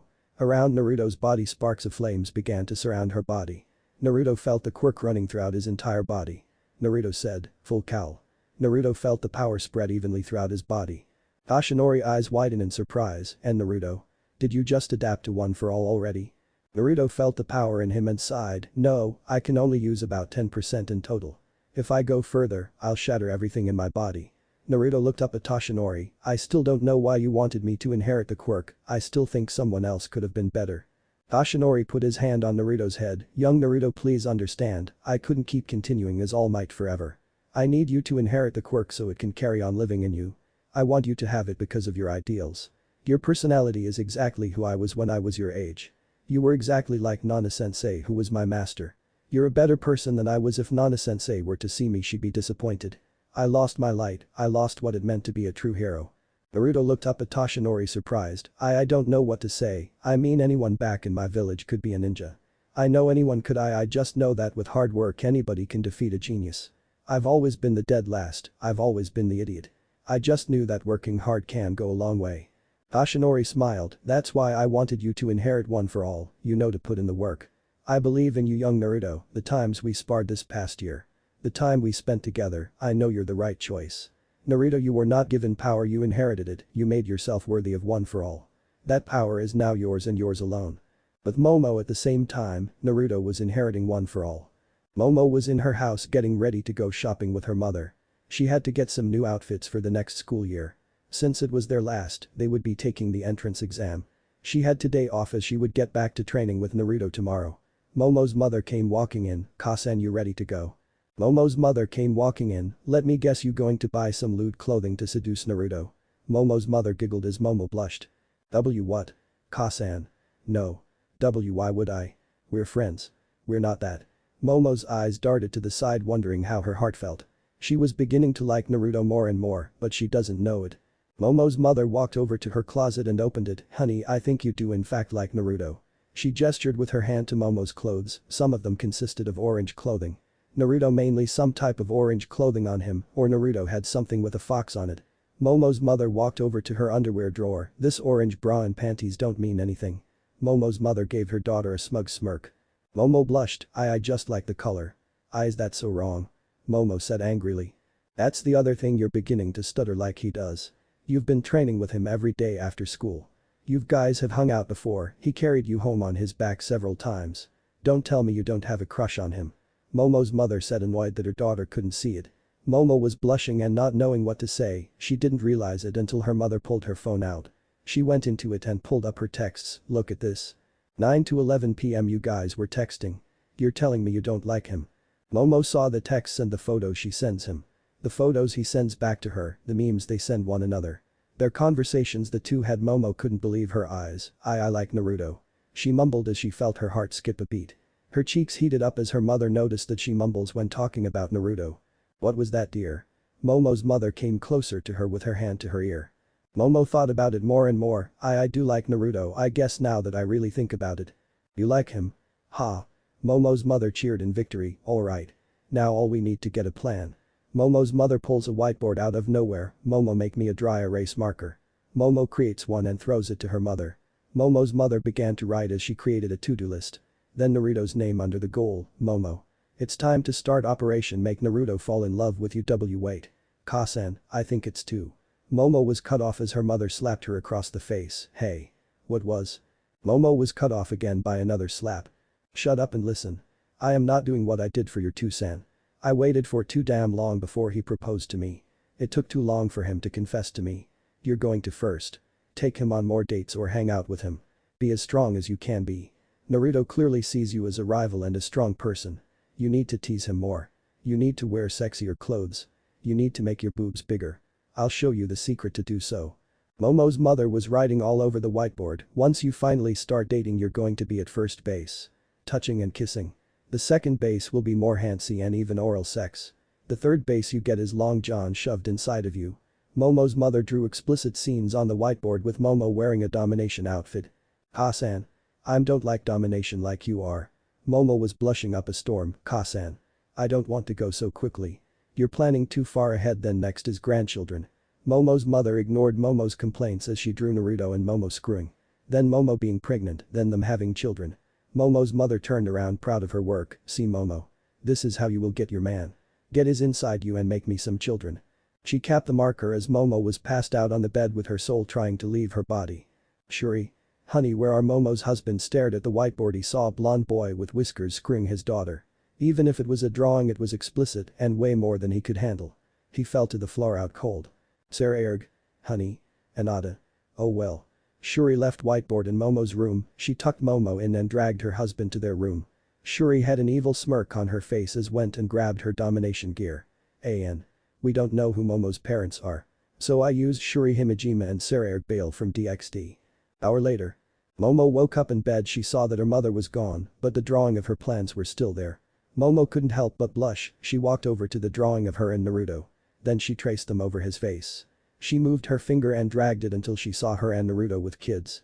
Momo blushed at the thought. I like Naruto. Momo said this to herself as she felt her beat faster. I have a crush on Uzumaki Naruto. Then she heard screaming from her father. There was squeaking on the bed. The scary part is that they are on the opposite side of the mansion. Momo had a shiver run down her back thinking about her parents' extra activities. Then Momo realized that she would end up doing it with Naruto. She shook her head. She quickly ignored the noises coming from her parents' room. Also, ignoring the cries of help from her father. Mall. Momo was making her way to the store as she ran into some of her friends from class. Oh my god, Yayoi Rozu. Momo's classmates came running up. Where have you been? You haven't hung out with us in a long time. Momo chuckled. I'm sorry, it's just that I've been really busy. I've been training to prepare for when I go to UA. Momo scratched her cheek as she thought about what outfit she should get. Soon her and her friends made to the mall while they were shopping. Momo looked around and found some purple dresses and outfits here and there. She found some blue outfits too that caught her eye. Hey, this blue is such a cute color. The design is cute and oh. This blue is like Naruto's eyes. Oh, Momo began to really realize that everything she bought. It was similar to Naruto's appearance. Either it was his sky blue eyes, his blonde hair, or his love of orange. Then an outfit in the distance caught her eye. She quickly ran over and saw it on the mannequin.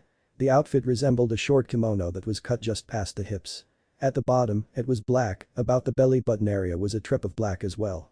There was a broken line pattern of the kimono that went up to the middle of the chest. The same pattern was around the short sleeves of the arms.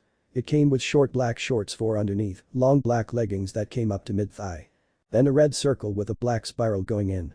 She quickly grabbed the outfit and ran into the changing room. She slipped the outfit on. Once she walked out, she looked at herself in the mirror. I think this is so cute. I wonder if Naruto would like it. Momo's mind wandered to Naruto. If you want to try to find the picture, go into Google Images and type in Naruto. Find the Naruto with comb by the picture. That's the outfit Momo bought. Oh my god, Yayoi Rozu, that outfit is so cute. I didn't know you liked the color orange. One of her friends said surprised. Mom smiled. Yeah, I thought it was pretty cute myself. Momo went back in and changed into her original daily clothes, which consisted of a white shirt that had a design pattern on the neck. Her shirt was tucked into a black skirt with a belt. She had black capris with knee-length boots. Momo went and bought the outfit along with some others. Momo and her friends went to grab lunch together. They sat down to eat as Momo ordered ramen. "Hey, doesn't that guy Naruto you hang around with all time like ramen?" A friend of hers pointed out. Momo didn't think about that. "Oh well, yeah, I know he loves ramen. He probably loves ramen more than actually wanting to be a hero." Momo chuckled along with the other girls. "Wait, do you like him, Yaoi Rozu? I mean, I wouldn't be surprised. I think you two would be a cute couple." A friend of hers asked. Momo had a small smile and blushed, putting her hand up to her lower jaw. I kinda like him, I mean he is really strong and gentle. I don't know if he feels the same." Momo finally said it felt good though. To say that she liked Naruto, it made her heart flutter and beat faster. She felt butterflies in her stomach. "Oh, that nice. You know what if I tried to get him before you?" Some of her friends giggled as a joke. Momo quickly replied, "No way. Ugh. I mean, please, could you not?" Momo blushed, she realized that she has it pretty bad. She isn't even dating him and she is trying to keep other girls away. Her friend began to laugh. "You know, Yaoi Rozu, we knew you liked him, but I think you got it bad. You got the hots for him." Momo sighed. "Yeah, I'm pretty sure you're right." Momo smiled, wondering what Naruto was doing today. Week later. "Hey Momo, Gigi and Rashi said that we have Friday off. You want to hang out or anything?" Naruto sent the text to Momo. Momo got the text and blushed at the idea. "Okay, sure, where do you want to meet up?" "Let's meet up at the school entrance, maybe we can go to the zoo." Naruto sent the text. "Yeah, let's go. I can't wait." Momo smiled happily. Next day. The two met up at the meeting school entrance. "Hey, I hope I didn't keep you waiting." Momo came walking up wearing a blue shirt with design on the collar of her shirt. She had on a black skirt with leggings and knee-length boots. Naruto turned his head to see Momo. "Not at all, let's get going." Naruto was wearing a black shirt. He had a jacket that was black and orange. He had on pair of black jeans as well. The two make their way to the zoo and begin to look around. They went to look at the different animals. Lions, tigers, giraffes, frogs, toads, and more. Momo was especially happy to see her favorite animals, which were dolphins. Momo was able to walk up as one of the dolphins rose out of the water to get a look at her. Momo was able to reach out and touch its mouth.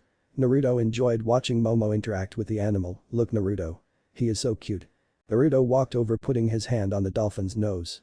The dolphin dove underwater. Momo lost balance and almost fell in. Though Naruto stopped her by putting his hand on her stomach, stopping her from falling in. "You alright?" Naruto asked, looking at Momo. Momo blushed with his hand on her stomach. It's mere inches from her chest. "Why, yeah, I'm fine, thank you for catching me. If I'd fallen in, Momo eyes wandered to the water. Naruto realized, "Momo, don't tell me you can't." Momo placed her finger on his lip. What was that?" She glared at Naruto. "I said, are you not able to?" Naruto was cut off again as Momo's finger pushed against his lips harder. Momo and Naruto laughed as they continued on to their date. They went to get some food and eat. The zoo they were at made some American food which Momo wanted Naruto to try out, a burger. Naruto said, confused, "Doesn't sound as good as ramen." "Oh, you and your ramen. Just try it. You like it." Momo pleaded for the ramen lover to try something else. Fine." Naruto picked the burger up and took a bite. He stopped chewing as Momo's excited smile hoped he liked it. Wow, this is actually really good. See. I tried this in America. I knew in certain places in Japan they had burgers. You really need to try other foods than just ramen." Momo ate her burger happily. The two soon finished up and made their way to the rainforest area. They looked around at the animals. There were frogs, snakes, parrots, bats, bugs, etc. Momo saw the animals in amazement and still thought it was pretty cool. She hasn't been to the zoo much, she has been to safari. They made their way to the desert area and Momo saw camels. She backed up a bit nervously as Naruto looked at her. "Momo, are you?" "Uzumaki Naruto, you keep talking, I swear I'll deck you so hard. I'll make you regret being born." Momo spoke annoyed with an embarrassed blush on her face. The two continue on to Antarctica area as Momo saw the cute penguins. "Oh hey, look, those are pretty cute." Naruto smiled. "What are they?" "Oh. They're penguins. They're so cute. I want one. I wonder if Tucson will buy me one." Momo began to tap on the window to get the staff's attention. Momo, I don't think you can get one." Naruto had a sweat drop appear on his forehead. But I want one, they're so cute." Momo said with a pout on her face. "Rich girl." Naruto muttered. "Hey. I take offense to that." Momo shot back. "Blah, blah, blah, I'm Momo, I'm rich." Naruto imitated Momo's voice.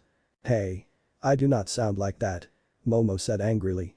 Naruto laughed. "Come on Momo, you're making a scene." Naruto chuckled as he began to walk off. Momo looked around, seeing others looking at her weirdly. "Damn, myself being a Yaoi Rozu spoiled kid." She hurriedly ran over to Naruto to continue walking.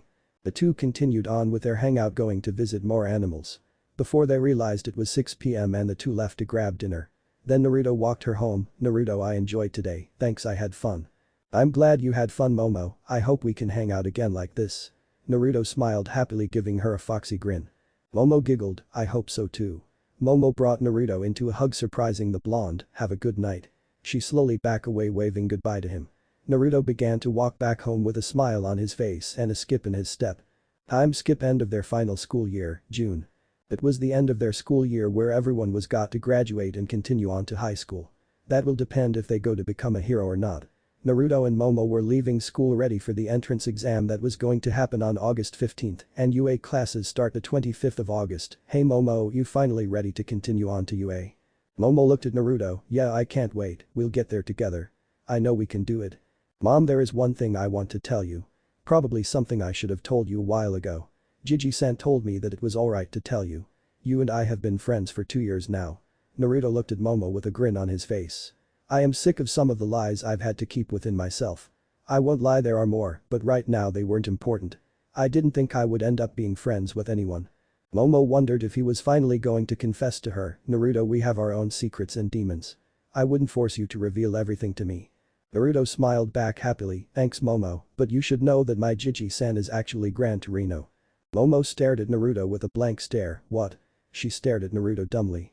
I am comfortable enough with you to tell you that he is Gran Torino. Naruto looked at Momo with sincerity, like I said, I'm okay with you knowing this, you've been a supportive friend, I trust you. Momo was a bit shocked by the news. Oh wow, that's a lot, but that's manageable. Thanks for telling me. Don't worry, I like him a lot too. Your Gigi is a really nice guy, I promise to keep that secret for you. Naruto smiled, thanks Momo, you're a good friend, though this also leads to another issue. What's that? Momo tilted her head, confused. My Gigi wants to make sure I'm fully prepared for the entrance exam. I'm going overseas to do more training. Naruto looked at the ground, I'll be going in a few days, but I won't be able to see you during the summer. Momo frowned, but smiled, you better get stronger, because I know I will. Naruto's frown turned to a smirk, please, I'd never let you get stronger than me, you've never won a fight against me. Momo smirked, actually I have beaten you before a few times.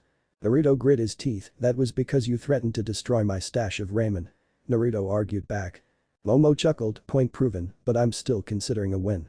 Naruto sighed, he could never argue with her and win, yeah, I know I could never win an argument with you. Momo chuckled, she was mentally saying, ask him, ask him. Ask him. Momo really wanted to ask Naruto if she liked her. She was scared that he wouldn't say anything. Hey Naruto, I want to know something. Naruto turned to her, yeah, what's up Momo? Naruto looked at Momo as she is fidgeting and looking nervous. Momo had to know, Naruto, I've always wondered, out of the girls in our classes, is there anyone you've really liked? Oh? Really liked? Of them, no, not really, I didn't feel like any type of connection with them. Naruto scratched his cheek at the question, though I mean I do like you. Naruto gave her a foxy grin. No, I mean do you? Momo was cut short when her parents came pulling up in their limo. Momo sighed, she told Naruto that she was visiting family over in America for a while. Naruto, you have a good summer, okay? I'll make sure to keep up with my training. Make sure to text. Momo planted a kiss on his cheek. She blushed, turning away quickly and hopped into her car. She rolled the window down, waving goodbye to him. Naruto stood there as he felt the kiss on his cheek. He moved his hand up to his cheek. Torino smirked, walking up, do you understand yet? That girl has been head over heels for you for a while now. Why don't you accept her feelings? Torino was confused about why Naruto hasn't made a move. Naruto rubbed the back of his head, I was afraid of this though.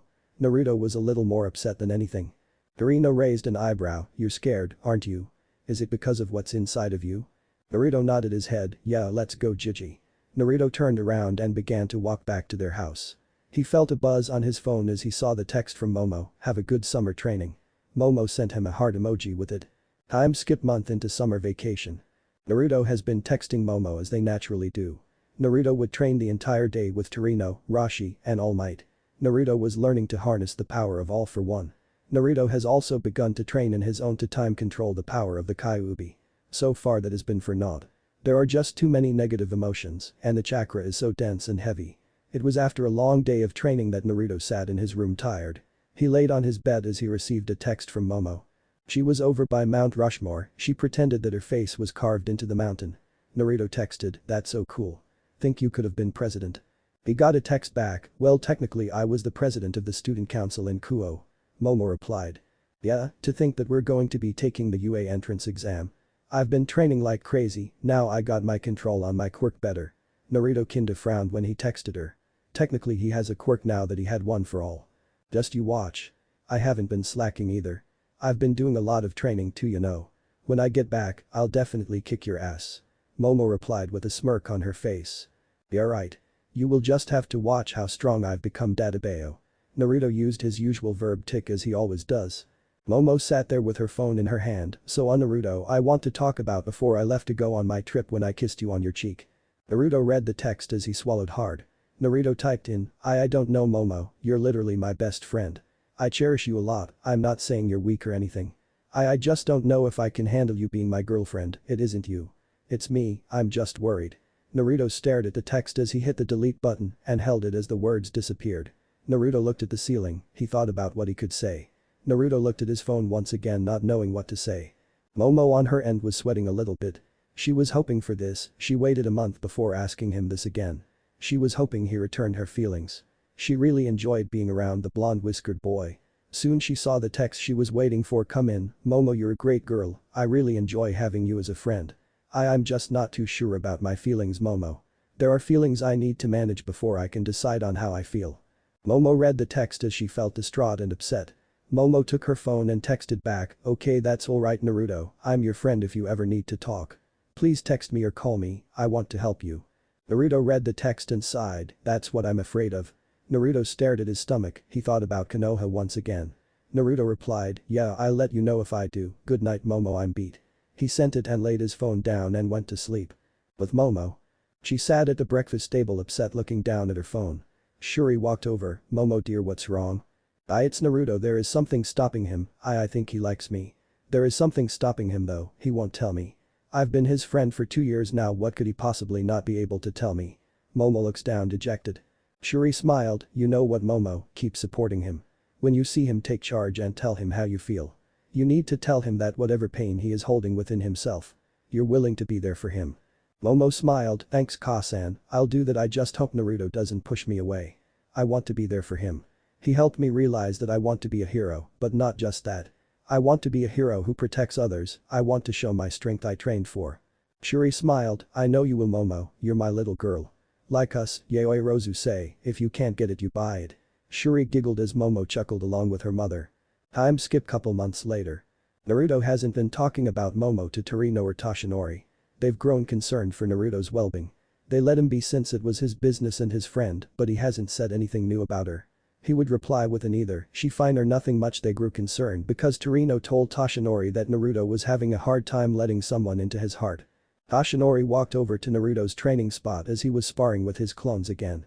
He was using one for all full cal 20% with his clones, young Naruto can we talk for a moment? Naruto stopped and took a breather as he stopped and dispelled his clones, yeah what's up All Might? Sit my boy, we need to talk. Toshinori sat down looking at the sunset, Naruto walked over and sat next to him. What is it? He asked again as Toshinori sighed. Young Naruto you need to stop being scared if Momo is a great of a friend you say she is. Then tell her about your abilities, tell her about your past. Who you are, what you have inside of you, Toshinori said bluntly. Naruto frowned, and no, I can't do that, if I do that she'll leave. Dealing with a guy like me? I want this to be a clean slate. I have a chance to live a happy life. What? Live your life as a lie. Telling her you're someone whom you're not. Lying to yourself when it comes to love is going to hurt you. It will hurt Momo more than it would hurt you, it means she's been in love with a fake you. Not the real you. Toshinori explained, kid, heroes like you would love to find love. In our line of work, it's hard, it's never easy to find love. You need someone to love you for whom you are. Young Naruto understands that Momo is the one you're looking for. Naruto tightened his fist, and no I can't tell her that if she learns who I am then. Who cares if she finds about who you are? Toshinori roared, finally fed up trying to make Naruto open his eyes. Naruto flinched to Toshinori, raising his voice, Naruto. Understand. We keep trying to tell you.